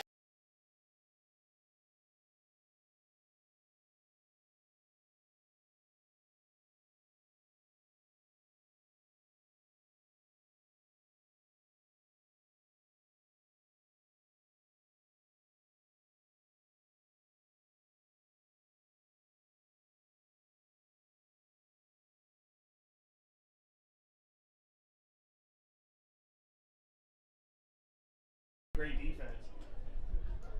Ryan Thomas on to attempt the PAT. Good snap, good hold. Kick is right down the middle. Extra point is After good. the touchdown by Emmanuel And Guanabon. with 6.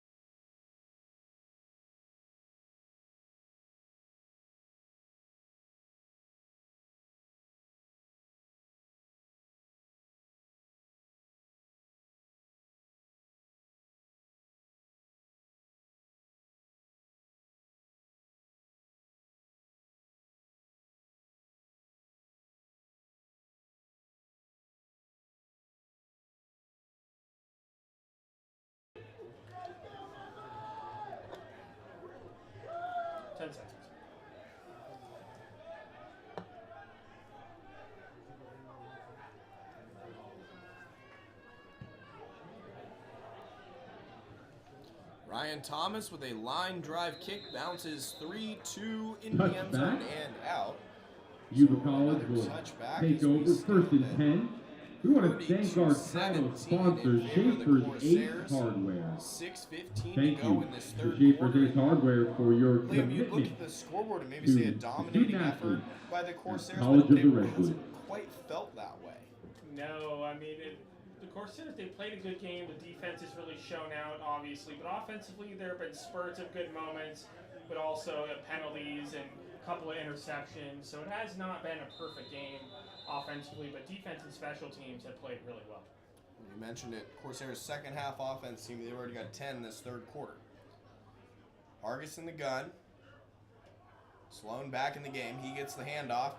And not much to speak of for Ishmael Sloan. Tanner He's Faulkner brought down by Chase Stubing. with the trip up. Faulkner in on Gain of that about tackle one as on well. the play. Second down. So a gain of 1. Second down and 9 upcoming. Under 6 minutes to go in the third quarter.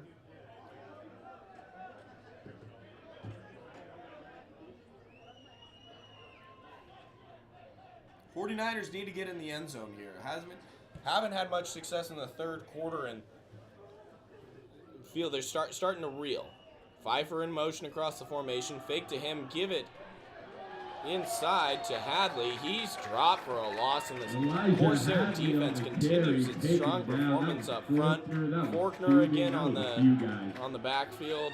Stubing's there, so handful of Corsairs get hats to the ball and back at the starting point. Loss of 1, 3rd and 10. Yeah, and you got to keep in mind for Yuba, their only score of the game came after an interception. They had a relatively short field. So when they've started at their own 20, 25, they really have not been able to get anything going. Levi Cox-Cooley on the sideline with some heavy tape over the shoe on his left ankle. We'll see if he gets in on the next offensive possession. Man in motion. Harding looks that way too. Clary goes incomplete. Incomplete. Good coverage on the play there, That I was believe. Gabe Ward Gabe over Ward. there on that coverage. So bringing up third a down 4th and attempt 10. is incomplete. 4th For and Yuba. 10 upcoming. Last time 49ers attempted a punt. You all know what happened there. Went over his head and set up the Corsairs with 1st and goal. Got to keep the snap down this time. Critty standing at his midfield. Hoping to get a return. Good snap. Kick is away. It's a good kick. Critty calls for a fair catch. Makes the fair catch at the 49ers 48. Mason Critty with That's a where fair the Corsairs catch just will inside Yuba territory. take They're gonna over on mark that at offense. about the 48. So far the second 1st half, and 10 for the Corsairs. 4 Time drives to all starting in thank plus another title territory for the sponsor, Corsairs. Old Growth Cellars. Yeah, that's a really good start.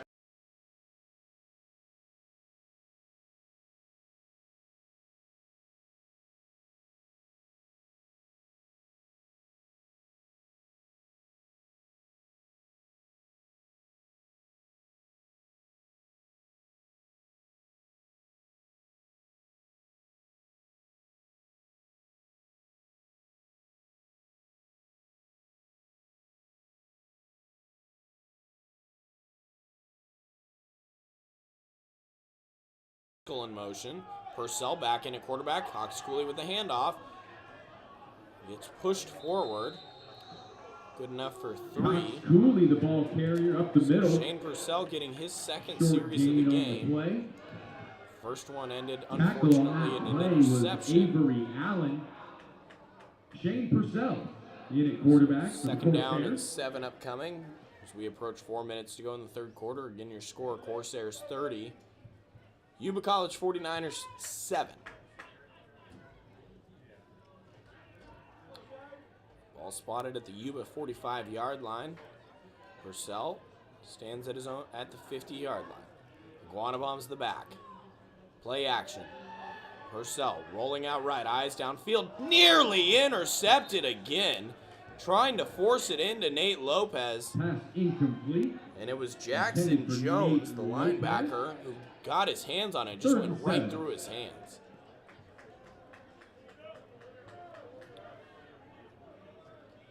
Some might say, Liam, that's why those guys are playing defense, Exactly. not tight end. I mean, there was one that Huff threw earlier that one of the Yuba safeties was right to him and dropped it. So there's been a couple of times that Yuba could have had an interception and they just didn't get it. Definitely a turnover-worthy play. Doesn't result in a turnover. Purcell gets another crack. 3rd and 7. Straight back to pass. Pressure coming. Purcell rolling out to his right. Flag comes in, throws across his body. Nearly hauled in, diving Nate Lopez. Acrobatic Almost catch had a by one-handed Nate catch, but Lopez. ball hits We the got a ground, and flag we're gonna on have the a field. Might be a holding hold. call back there. I believe it'll be declined. See what Yuba decides to do. They will decline it, which will bring up 4th down. Holding. Offense, number 12. Penalties declined. 4th down.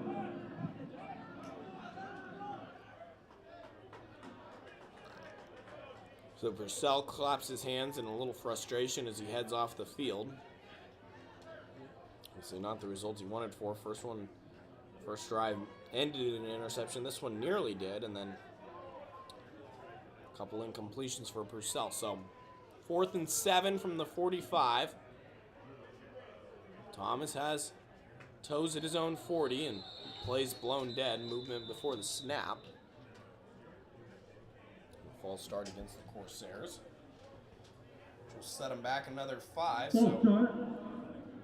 Offense, 5 yards. 4th down. as much as the score at 30-7 might say, again, we addressed it, the Corsairs have had a dominant hand. They've had 4 possessions start in 49er territory this half and have led to a net 10 points. Booming punt from Thomas. He got hit afterwards. Drops down inside the 15. Couple of flags. So more extracurricular activity after the play, way away from the football, and more Couple flags. flags on the field. A lot this season, frankly. Tyler Haskell and Arturo Zacharias. 2 getting into it.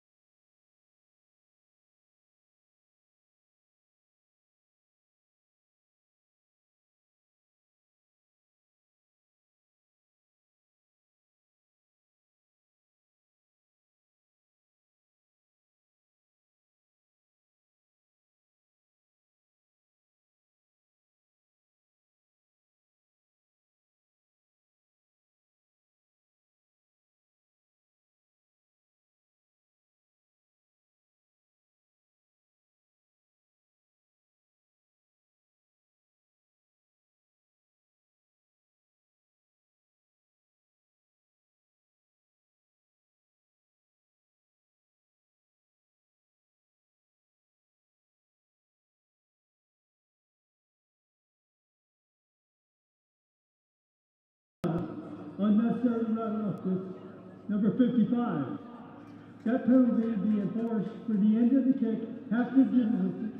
1st down, Yuba. So Zacharias gets the 15-yarder for Yuba. Nothing against Haskell, but Another reminder that the Liam, I'm just CCCAA gonna say it's decorum really policy frustrating is in this effect whole for season both watching, teams, you know, coaches, the unsportsmanlike and the personal fouls after the play. Like it's really just not clean football, and frankly, I'm kind of tired of watching it because we start to see it all the time, and I don't think it's just CR though. Yeah, and the thing is that it's kind of trained my eye. Like I don't really watch the football anymore because I'm like watching all over the field because like you'll have the football be in one place and then 30 yards away from the play you'll see a wrestling match with 2 guys just getting locked up and then flags start flying. It's happened way too much. And it comes from almost a discipline standpoint with CR that you've got to understand the situation that you are up 30-7 here.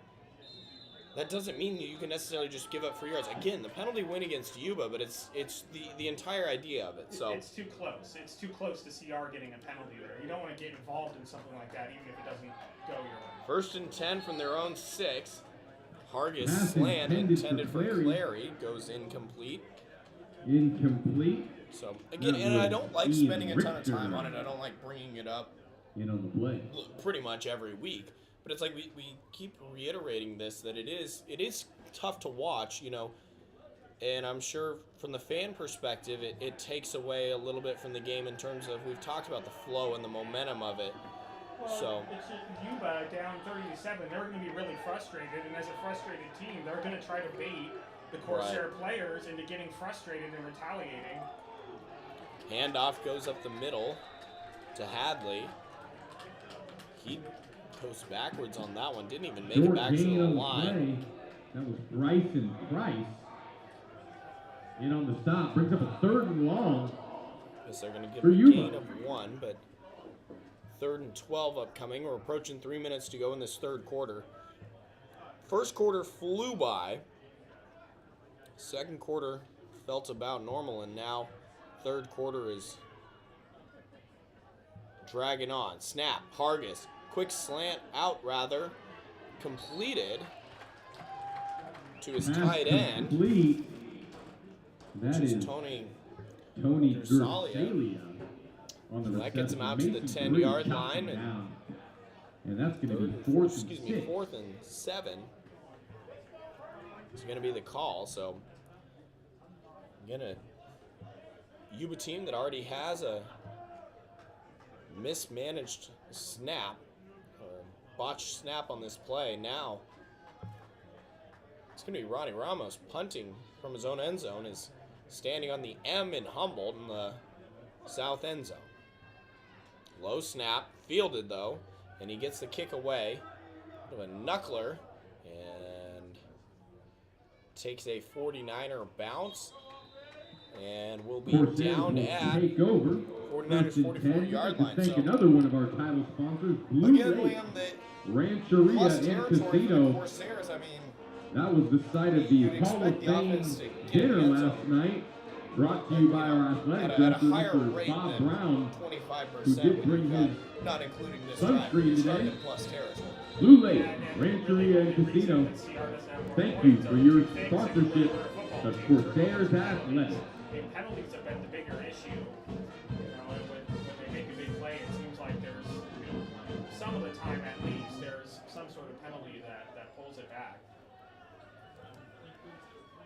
So it's Purcell again, 1st and 10.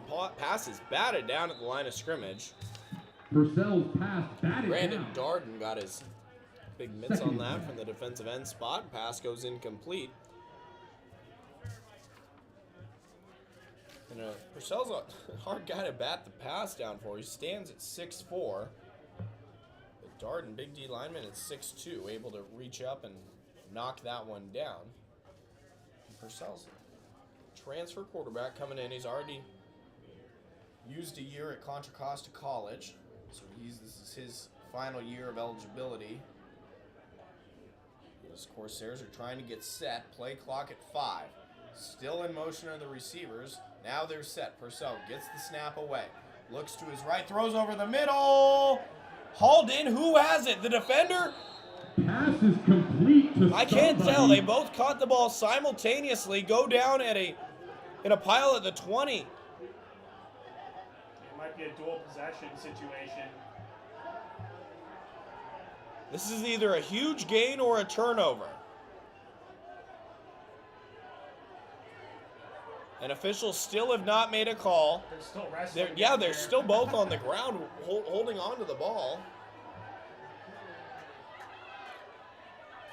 And it is. It's a catch for a first down. And another flag. Oh, we got a personal foul. We got a flag. So those black uniforms, I can't even get a number. It's in the 80s though. On who had the reception. It might have been. Is it Sean LaChapelle? Yeah, I know Jadon Janae. After the play, dead ball, unsportsmanlike, defense number 91. Half the distance Personal goal, foul call. automatic first down. I believe, and correct me if I'm wrong, if it's dual possession, it goes to the offense, right? It should. So I don't know. believe It's that could have been what happened there. I'll be honest with you, Liam. That's a situation I haven't come across very much. Usually, I mean, I think they say whoever caught it first, but then again, if you come down and the defender can wrestle it away, so Yeah, it's not black and white. regardless, it's 1st and 10. Purcell looking left, got a man, completed to Janae, makes a man miss, trying to get in, fighting, yes! Jadon Janae in, Purcell, pass complete. touchdown, Another Corsairs. touchdown. Oh, folks, And another we got flag back at the 20. flag.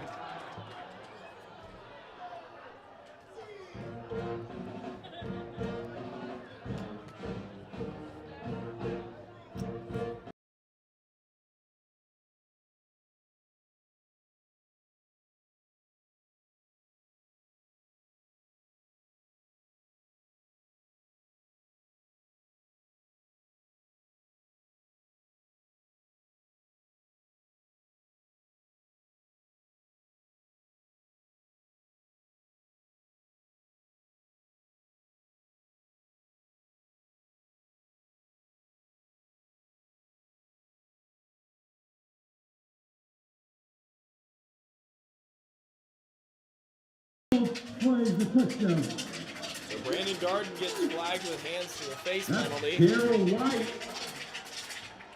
on the touchdown from Purcell. So yeah, correction, it was Daryl White, not Janae, who got into the end zone. Again, 85 and 84, so tough numbers to see from up here. Regardless, driving plus territory ends in 6. And that's what you want to see. And this is not Ryan Thomas with the kick. It Extra up point is and good. Good. So we'll go ahead and take a 30-second And timeout. Coming back. 1:19 remaining here in the 1:19 to third go in the quarter. third quarter. Redwoods 37-7 in favor of the Yuba Corsairs on College, ESPN. 7. 107.3 FM, 13.4.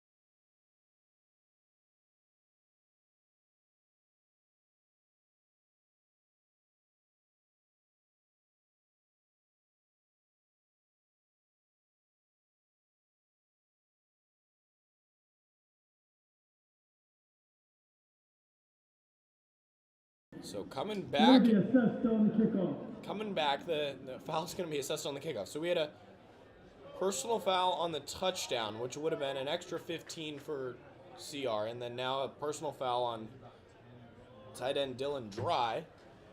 So they're going to end up in a wash.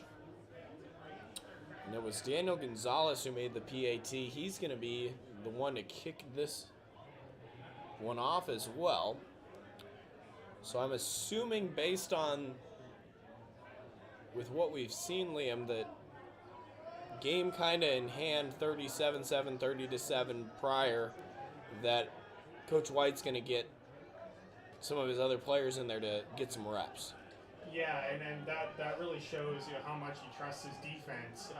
They've been playing really well. I don't think he'd bring the backups in, just a little over a minute to go in the third quarter if he didn't trust his defense to hold on to that lead. So really shows how well they've been playing. So again, it was Daryl White with the touchdown reception.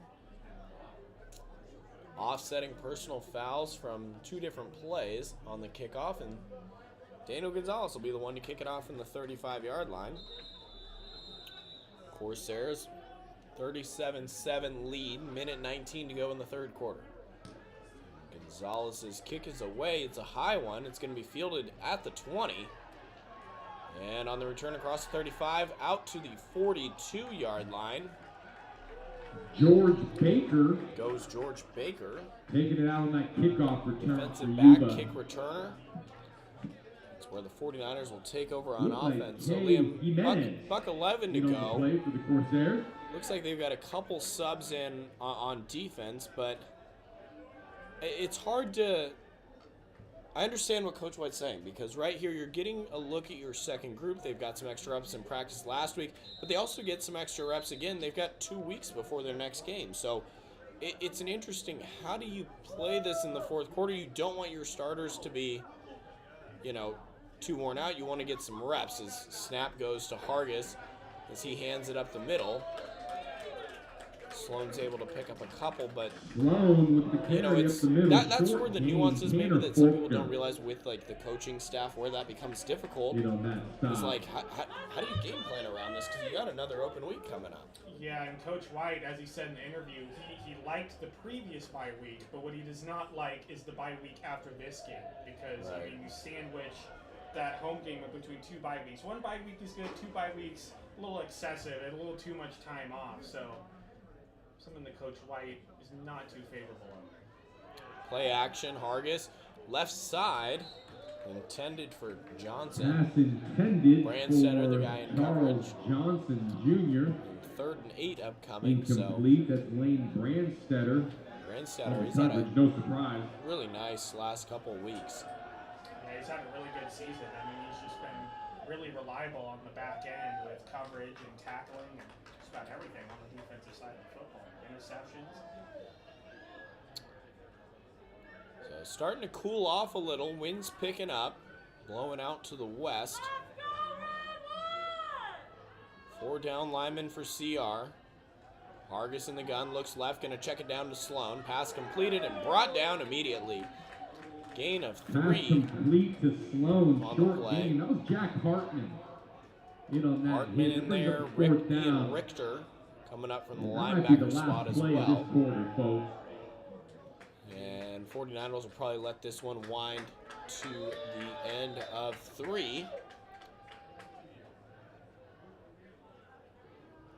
As the clock stopped at 5 seconds. Yeah, they're going to keep winding it. So that'll take us to the end of the 3rd quarter where your score stands.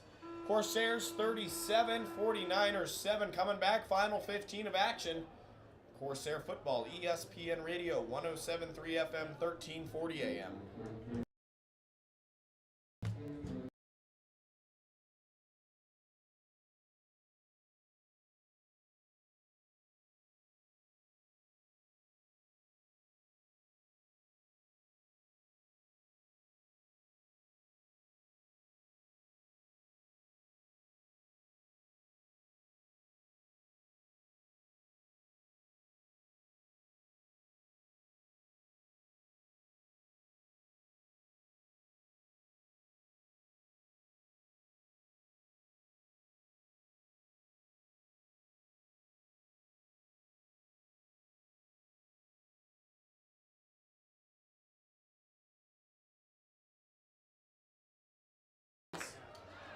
Hadley's going to sub off late. So they've got 3 receivers and a tight end to the right, the wide side of the field. Again, 49ers operating right to left as we see it from the home sideline. Snap to Hargis. Quick hitter, wasn't looking. 4th down pass. Eddie Mumphrey. Incomplete. That was So a little intended confusion for pre-snap Eddie and then Mumphrey. miscommunication on And the that's a turnover on on, the target downs. and turnover on downs and Corsairs are going to Liam, take over possession Shane here. Purcell and the Corsair offense. I mean, I kind of said it a little bit off air, but it's, 47. we've said it before. It's a choppy game, and kind of how do you maintain this? You know, how do you turn this 4th quarter into something positive for the next? Coming out of the bye, so it's 2 weeks. Yeah, I mean, I've said it multiple times. They just need to play clean football. I mean, the flags have been an issue. Turnovers have been an issue. Purcell's looked a little bit shaky at times, although he's had some good moments in this game.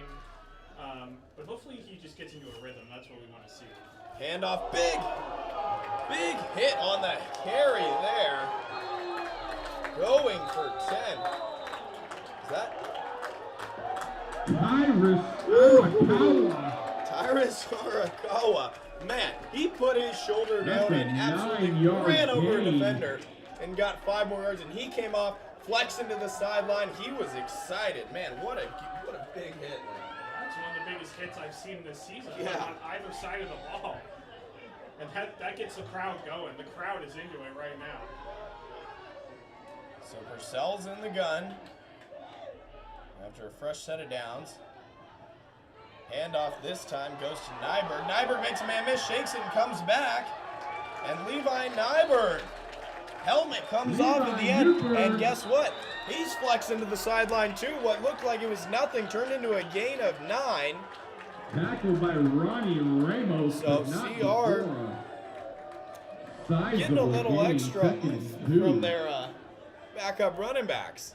Well, and you know, as you were talking about, the second half was pretty choppy. And even though there were a few scores, the crowd was kind of, you know, not super into it. I mean, they're happy with the scores, but now after those runs, the crowd is yelling and screaming, and they're right back into this game.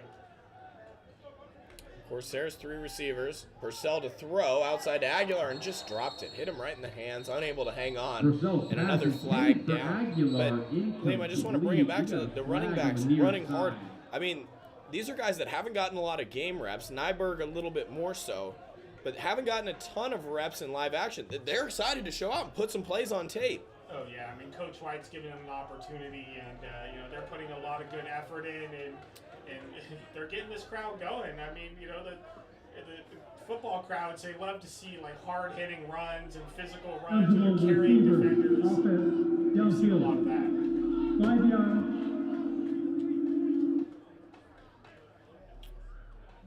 It'll look like ineligible downfield is called. I believe so, because it was a 5-yarder. I couldn't quite tell as the microphone was cutting in and out, but Repeat, 2nd down. so they'll replay 2nd down. It'll be 2nd down and 7. Cox Cooley back in the game to Purcell's left. Again, he's got some heavy tape on that left ankle, but looks to be moving all right. High snap, Purcell hangs on to it. Throws the out, Dylan Dry, able to make the catch, 1st down and more inside the 20, wrestled down at the 16-yard line. Purcell to Dylan Dry. Dylan Dry. So Dry able to Certainly enough for a 1st down. rumble on down inside the 20, and Maybe they're to 1st mark and him at 10 the for the 15. Corsairs. Yeah, and as you were saying, I mean, it's really good that these second unit guys are getting into the game and they're performing. I mean, you know, you don't want them. It's not ideal to have them sitting stale on the bench the entire season. So for Coach White to get them in the game and to have them perform is a really good sight for the coaching staff. Yeah, and it's an opportunity to show that you know the plays, you know the playbook, and a chance to put something on tape, move up the depth chart. Handoff here for Jordan Bowers. Bowers dropped for a loss of 2 on the play. That is Jordan There Bowers. wasn't much room ball for him to carrier. run regardless. Loss of about 2 on that play. 2nd and 12. Bowers heads to the sideline. Arakawa checks back in. Jasper Hostler into the game as well for CR. 2nd down and 12 from the 17. Again, 12:30 to go in the 4th quarter. Liam Warner, Mitchell Manji, Corsairs up 37-7, trying to take this one home. Purcell in the gun, takes the snap, looks left. He's going to throw it to the end zone. Nobody home. He had 3 receivers on that side. Everybody ran opposite the way the ball went. Nobody in the area. Yeah, and that can He's up happen at 3rd and with the 12. second unit guys, and you know, a little bit more of a miscommunication and not used to being on the field. When I was looking to see, they didn't really talk about it, but the potential for maybe a grounding call, because he was in the pocket and nobody was in the area, but nothing doing there. So 3rd and 12. Line to gain is the 5-yard line. Touchdown works as well, too. Purcell, gun. Looks left, throws an out route, Dry again. Dry 10, cutting to the edge, able to get the 1st down inside the 5. Dylan Dry, couple big 1st down catches on crossing routes. Pass complete. And Enough he's got the for a 1st Corsairs down. in business. So Dylan Dry got a lot of reps at tight end earlier in the season. We've seen Janae a little bit more recently, but Dry making some big plays here as well. Well, yeah, this season, especially early on in the season, you didn't see a whole lot out of the tight ends as far as targets go, but you've been seeing the tight ends being worked into the offense a little bit more and more as the season's gone on. Heavy set, 3 backs. Purcell's going to be the man under center as we've got a timeout called on the field by CR. We're gonna We'll thank go our and take one final with them title back in 30 sponsor, Bear ESPN River, Radio 107.3 Casino, FM 1348. Rancheria. Proud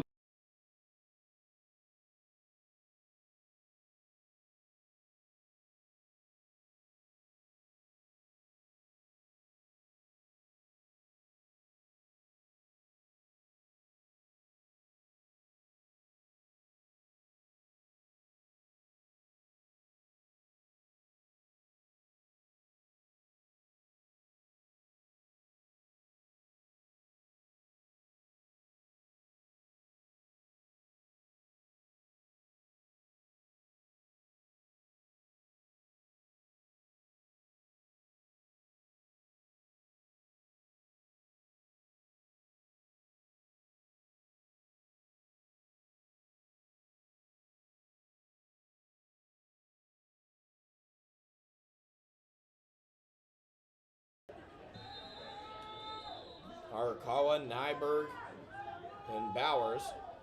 Nyberg now motions out. Toss right, goes to Bowers. Jordan Bowers looking for the edge, cuts up, and he's in. Touchdown, Corsairs. Jordan Bowers, his first score of the season on the ground. And the Corsairs extend their lead.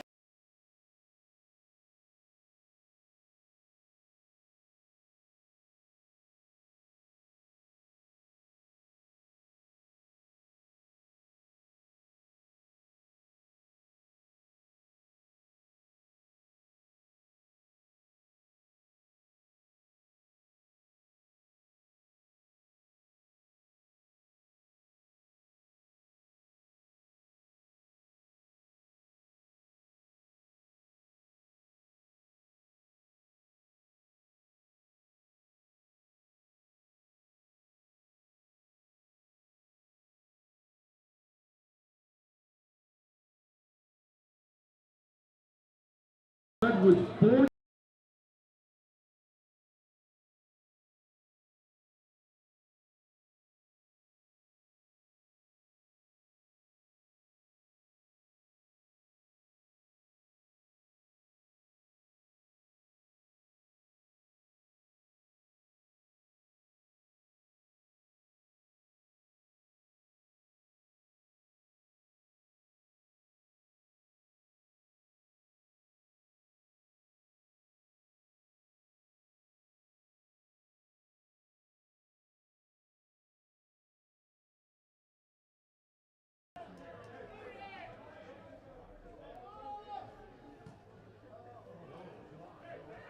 Gonzalez's kick ends up being a little bit of a pooch.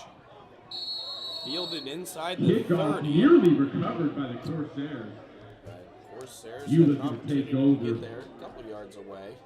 First and Jaden 10 McKinney from hauls it in and goes out of 29 bounds at the 29-yard line. So 49ers take over on offense. Look ahead for the Corsairs next Saturday, again an open week. So this game with buys on either end. Talked about that. Saturday, November 4th, be De Anza College down in Cupertino. And then Gavilan College in Gilroy the following Saturday the 11th. Both those games at 1 o'clock. And the home finale, Saturday the 18th, right here at the Redwood Bowl against Siskiyous. That game kicks at 1 o'clock p.m. So one more opportunity to watch your Corsairs at home this season. Drops back to pass, nearly intercepted right there. Trevor That Hardy, was he Jimmy airs it Fomby. out there. Got his paws on it. Incomplete. That was broken up by Vargas Jimmy just out there slinging Fomby. it. Jimmy Fomby able to break that one up, but been a bit of a struggle for Hargis. He had a good start, good first half, but hasn't been able to find much of a rhythm this second half. Yeah, and when you look at his stats coming into the game, they didn't, compared to a lot of quarterbacks that we've seen, they didn't look too impressive. Turnover's been an issue for him. Hargis back to pass, incomplete in front of his Pass intended target, Eddie incomplete, Mumphrey. intended for Eddie So second Mumphrey. down and 7 upcoming. Brings up a 3rd and 10 for 11 and a Yuba. half to go in the game. 43-7 lead in favor of the Corsairs. Sun's starting to set over visitors' side behind a couple of the buildings up here at Cal Poly Humboldt. So I know the lights are on a timer here at the Redwood Bowl, but they haven't started to click on yet. It's getting almost to that dusk time. Snap to Hargis. Pressure coming from Kofi, and pass incomplete. Nearly hauled in on the ground Pass one-handed. incomplete. Almost a miraculous Pfeiffer. grab by Lincoln Pfeiffer. That's going to bring up a 4th down. And There, kind of falling down and almost made that one-handed catch. So 3 and out is just a perfect afternoon. Was nice and warm a little bit earlier. It's turned into a crisp fall evening here on the Redwood coast. So last home game for about a month. Punt is away. It's a pretty good kick. It's going to cross the midfield and take a CR bounce back into bounces out of 49er bounds. territory. Near Go out of midfield. bounds. Corsairs going to take 48-yard over. line, so 1st and 10.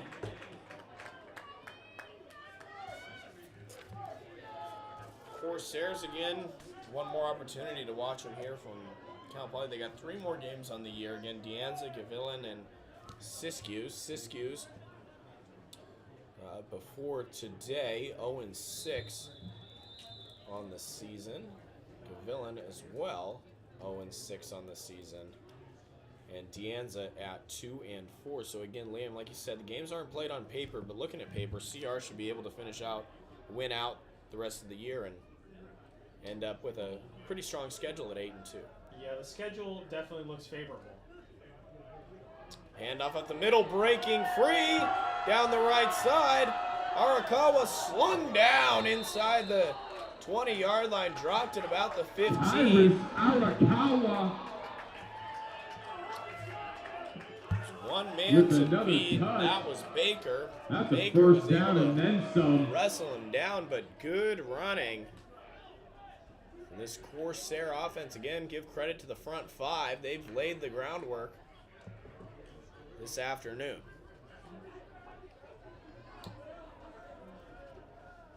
Pistol for Purcell. Play action, swings it out left. 10, 5, touchdown. Purcell. Corsairs. Touchdown. And another flag.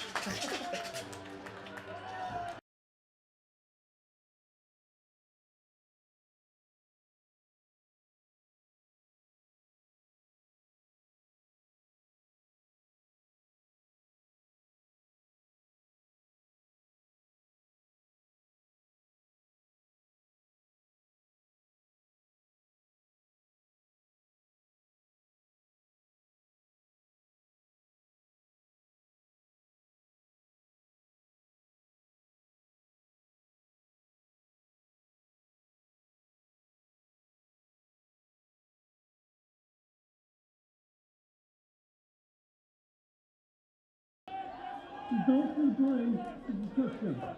So, did they say 13? I think they said 19. I think that was Haskell who got the penalty. I mean, again, you're up, 49-7. There's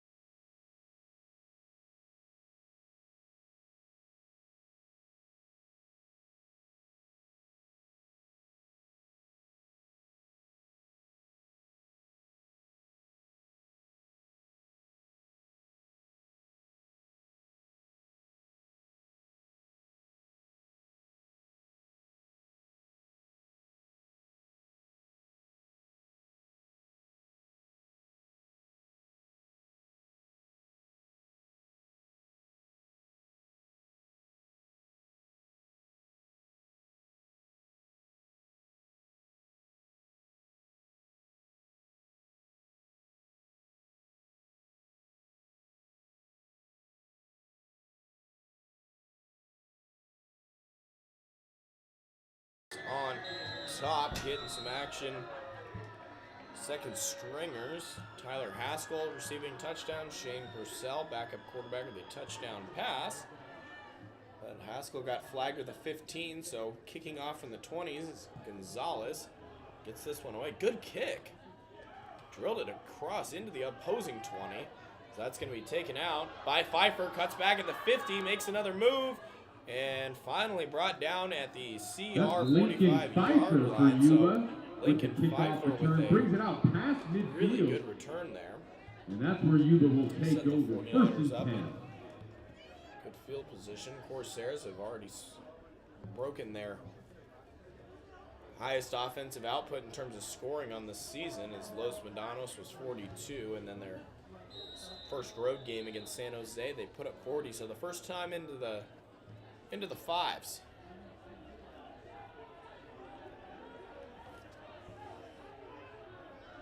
$10:21 to go. Corsairs commanding lead.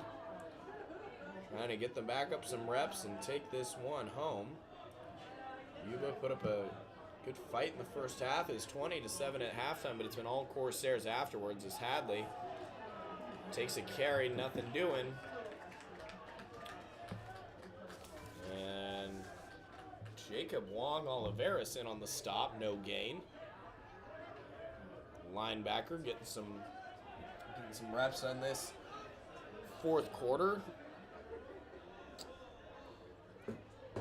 Hard count, got a little jump, no contact, so CR can reset. They didn't snap it when people were offside, so.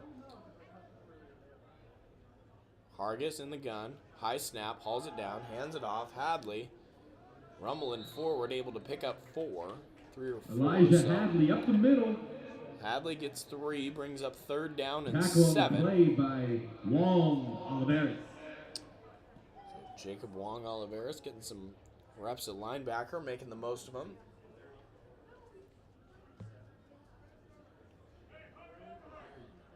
So Yuba trying to make the box score look a little bit nicer here. Facing a 43-point deficit. Tight end in motion. Across the formation. Press coverage at the top, don't see that a ton. Hargis across the middle, complete. Down to the 30-yard line. Pass complete. That is Justice Madsen on the reception. That's a first down. Able to haul that one in, and tackle on the play. Hadley checks out. Sloan checks back in as the running back. Sloan all the way from Marlboro, South Carolina. Made the trip all the way out to beautiful California to play some college ball. He's been impressive as a running back. Again, not a lot of room to run. Corsairs been dominant up front, but he's showed some flashes. His handoff goes nowhere up the middle this time. Manuel Namika, true freshman. If you thought South Carolina was a far away to come, Namika's all the way from Nigeria. So I guess I spoke a little too soon in awe of travels to come play football. But both these guys getting an opportunity to get some carries here. Yeah, everybody's getting in the game. Tight end, again across the formation. Play action, looking over the middle, caught, no! A chance to haul it in, but it bounced free.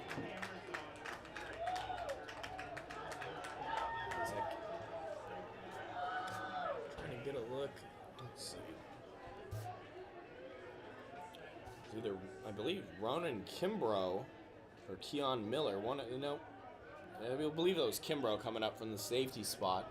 Again, you kind of got this twilight CR in the black uniforms, and it's tough to see numbers from up here, but we'll try our best.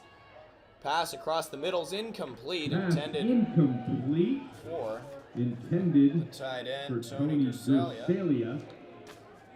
Brings up a 4th down. 3rd down pass is incomplete. 4th and 9 upcoming.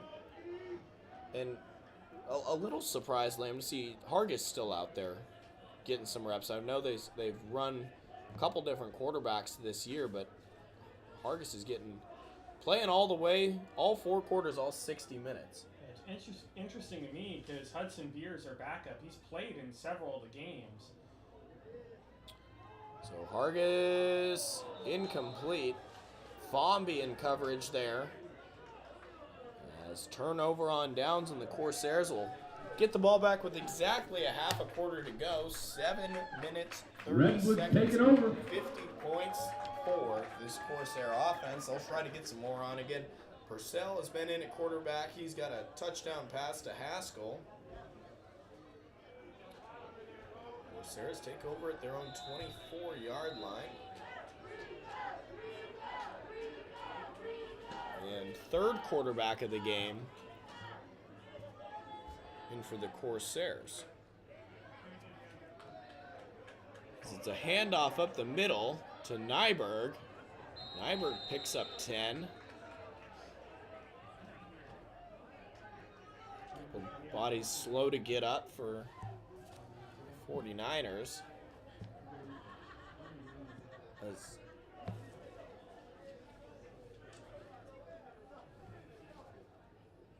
trying to get a number on the quarterback, Liam. I think, is it Jackson Selden?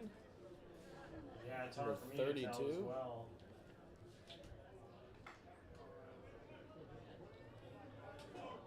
So 1st and 10, new set of downs from the 36-yard line.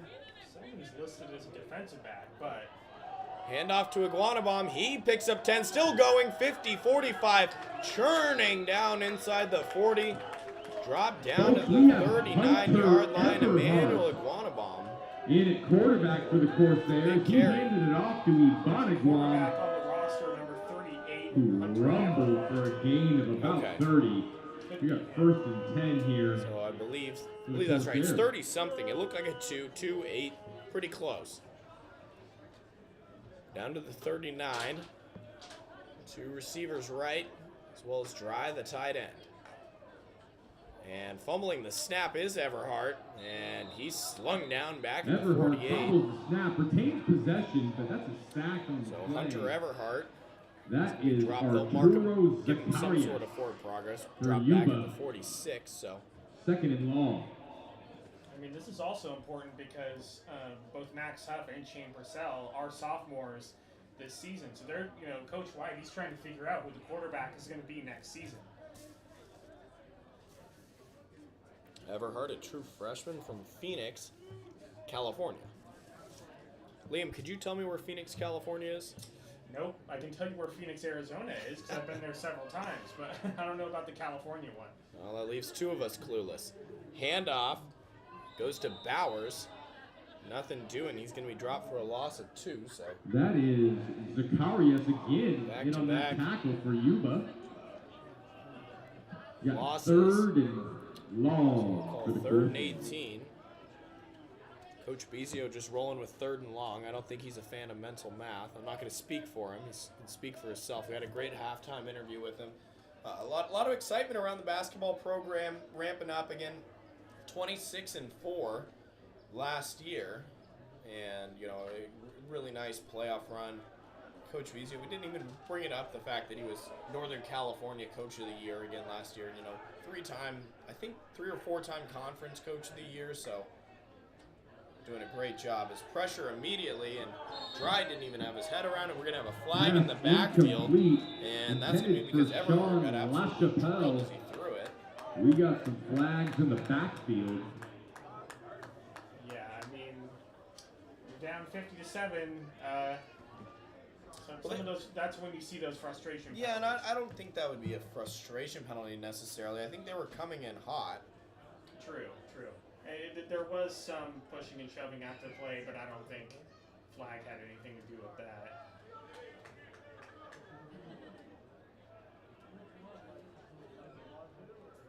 See, they're discussing it. So yeah, referee's gonna hash this one out again. If anybody wanted my opinion, which I'm sure nobody does, but I'll give it to you anyways, I'd like the play just for the simple fact if the Corsairs would continue to run the ball and we'd keep the clock going.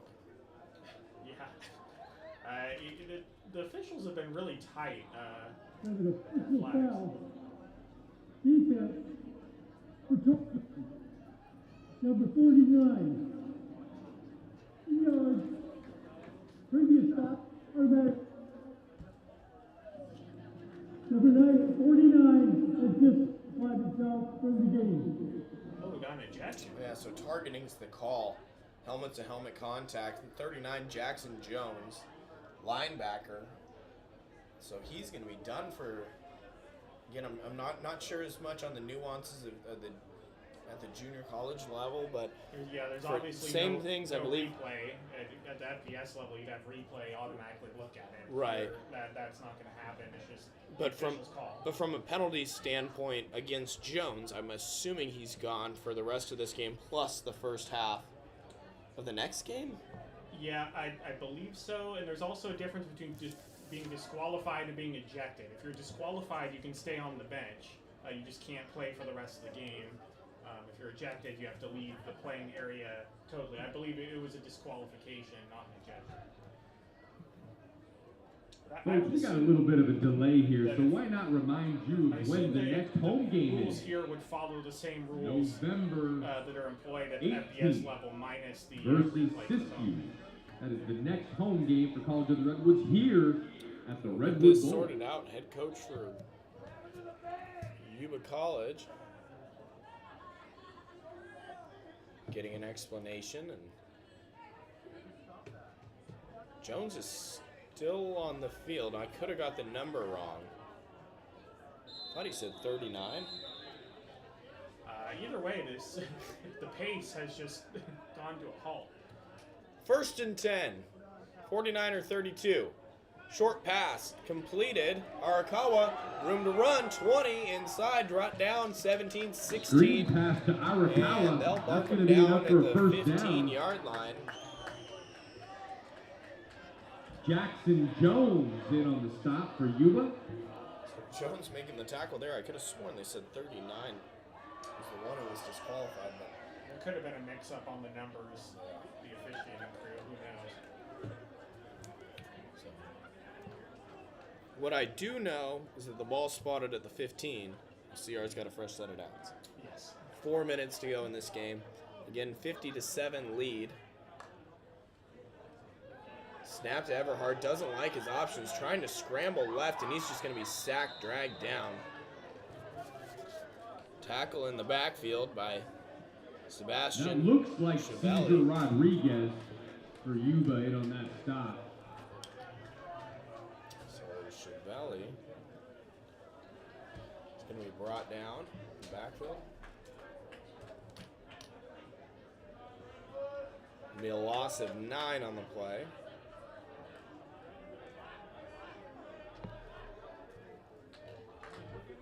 Second down upcoming from the 25-yard line. Clock ticks to 3:20. And the flag pre-snap. Still 12 to go on the play clock.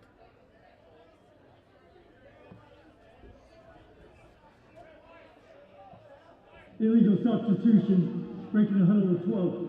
5 yards, second down. So it's going to be an illegal substitution call against the Corsairs. Second down and 24. Got to get to the 5. Handoff, Bowers, right side, 30. Doesn't get past the 30-yard line, which is the line of scrimmage, so Jordan Bowers, rush for no gain, brings up third down. Taken down by Ronnie Ramos. And Corsairs bye week next week, 2 on the road and a final game at home. Blessed by the presence of the marching Lumberjacks today. They've got a little quiet here, second half of the fourth quarter. High snap, and Everhart, some confusion there. I don't know if he tried to pull it or what, but the handoff to We got a Nyberg goes sack for a on the loss play, of 6. That was smothering blown up by in the Sebastian backfield. Shibley.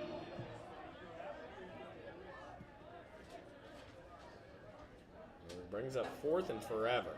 So, ball spotted at the 36. Line to gain is the 5-yard line. Corsairs are going to elect to punt. Brian Thomas comes out.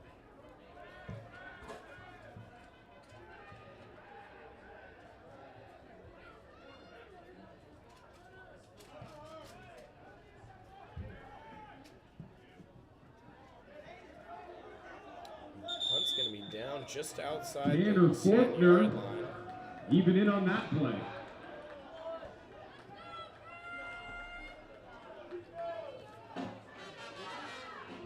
So 1:46 to go. And I am going to pass it on over to Liam Warner here. He's going to take you the rest of the way home in the final minute 46 of this one. Again, 50-7, your score in favor of the Corsairs. Thank you, Mitchell. See the rest of this game out. Take it off the field. Get ready to go. Dominating effort by the Corsairs here in this ball game.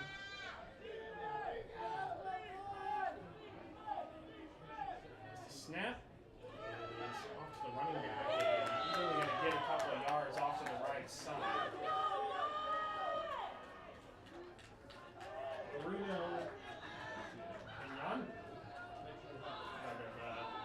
Christian High School. Sacramento on the carry. 2nd down and 8. Trevor Hargis still in at quarterback for the Miners. Steps back to pass, throws over the middle, and it's knocked away by Pass incomplete, intended and Corsair defensive backs for Nicholas Fisher. played great in this Jimmy ball game. Bombi again on that play. And the only score that Yuba has was off of an interception where they had a short field. So when they started on their own half of their field, they really have not done anything. Hargis, tight end in motion left to right. Hargis will pull it back, throw to the right side, and it's dropped by the tight end who pounds the ground in frustration. Pass in the flat intended for Pedro Sloan. He was wide open in the flat. Incomplete. And 4th down. Looks like the situation punting thought unit about here for running you. before he caught it. So bring up 4th down and 8, minute 7 left. CR will get the ball back, and I assume once they do, it will be victory formation.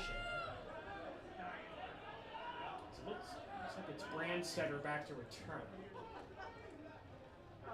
Punt is up.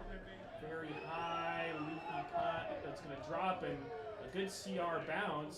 It's going to go to Yuba 45. That's where the Corsairs. Folks, next week, the College of the Redwoods football team has a bye. The following week, Saturday, November 4th, they will be on the road at Deanza. November 11th, on the road at Gavilan. Just a reminder, And bye then week finally, next Saturday, the next home game, Saturday, November 18th. That's a 1 p.m. kickoff head of the Apple on headquarters. Saturday, November 18th, hosting College of Siskiyou. Corsairs will take on Deanza. You will see that Apple spaceship complex as we drive by. Victory formation for the Corsairs. And that's tough. We'll knee it down. And 50 seconds left. They'll have to run one more kneel down before it's all said and done. Folks, we thank you for your attendance today in this Great special crowd here at the Redwoods. Hall of Fame Crowds are ceremony always day. great for Redwoods football games. Another kneel Again, down. congratulations to Coach Bob Seaman, And that is Mr. going Mike to do it. Cox. Your Owen College Hooven. Redwoods Corsairs, a dominating victory. Drive home By safely. a score of 50-7. They really got things going, especially after the first quarter. Great all-around effort. Both the running game and the passing game. Max Huff and Shane Purcell combining for a great effort.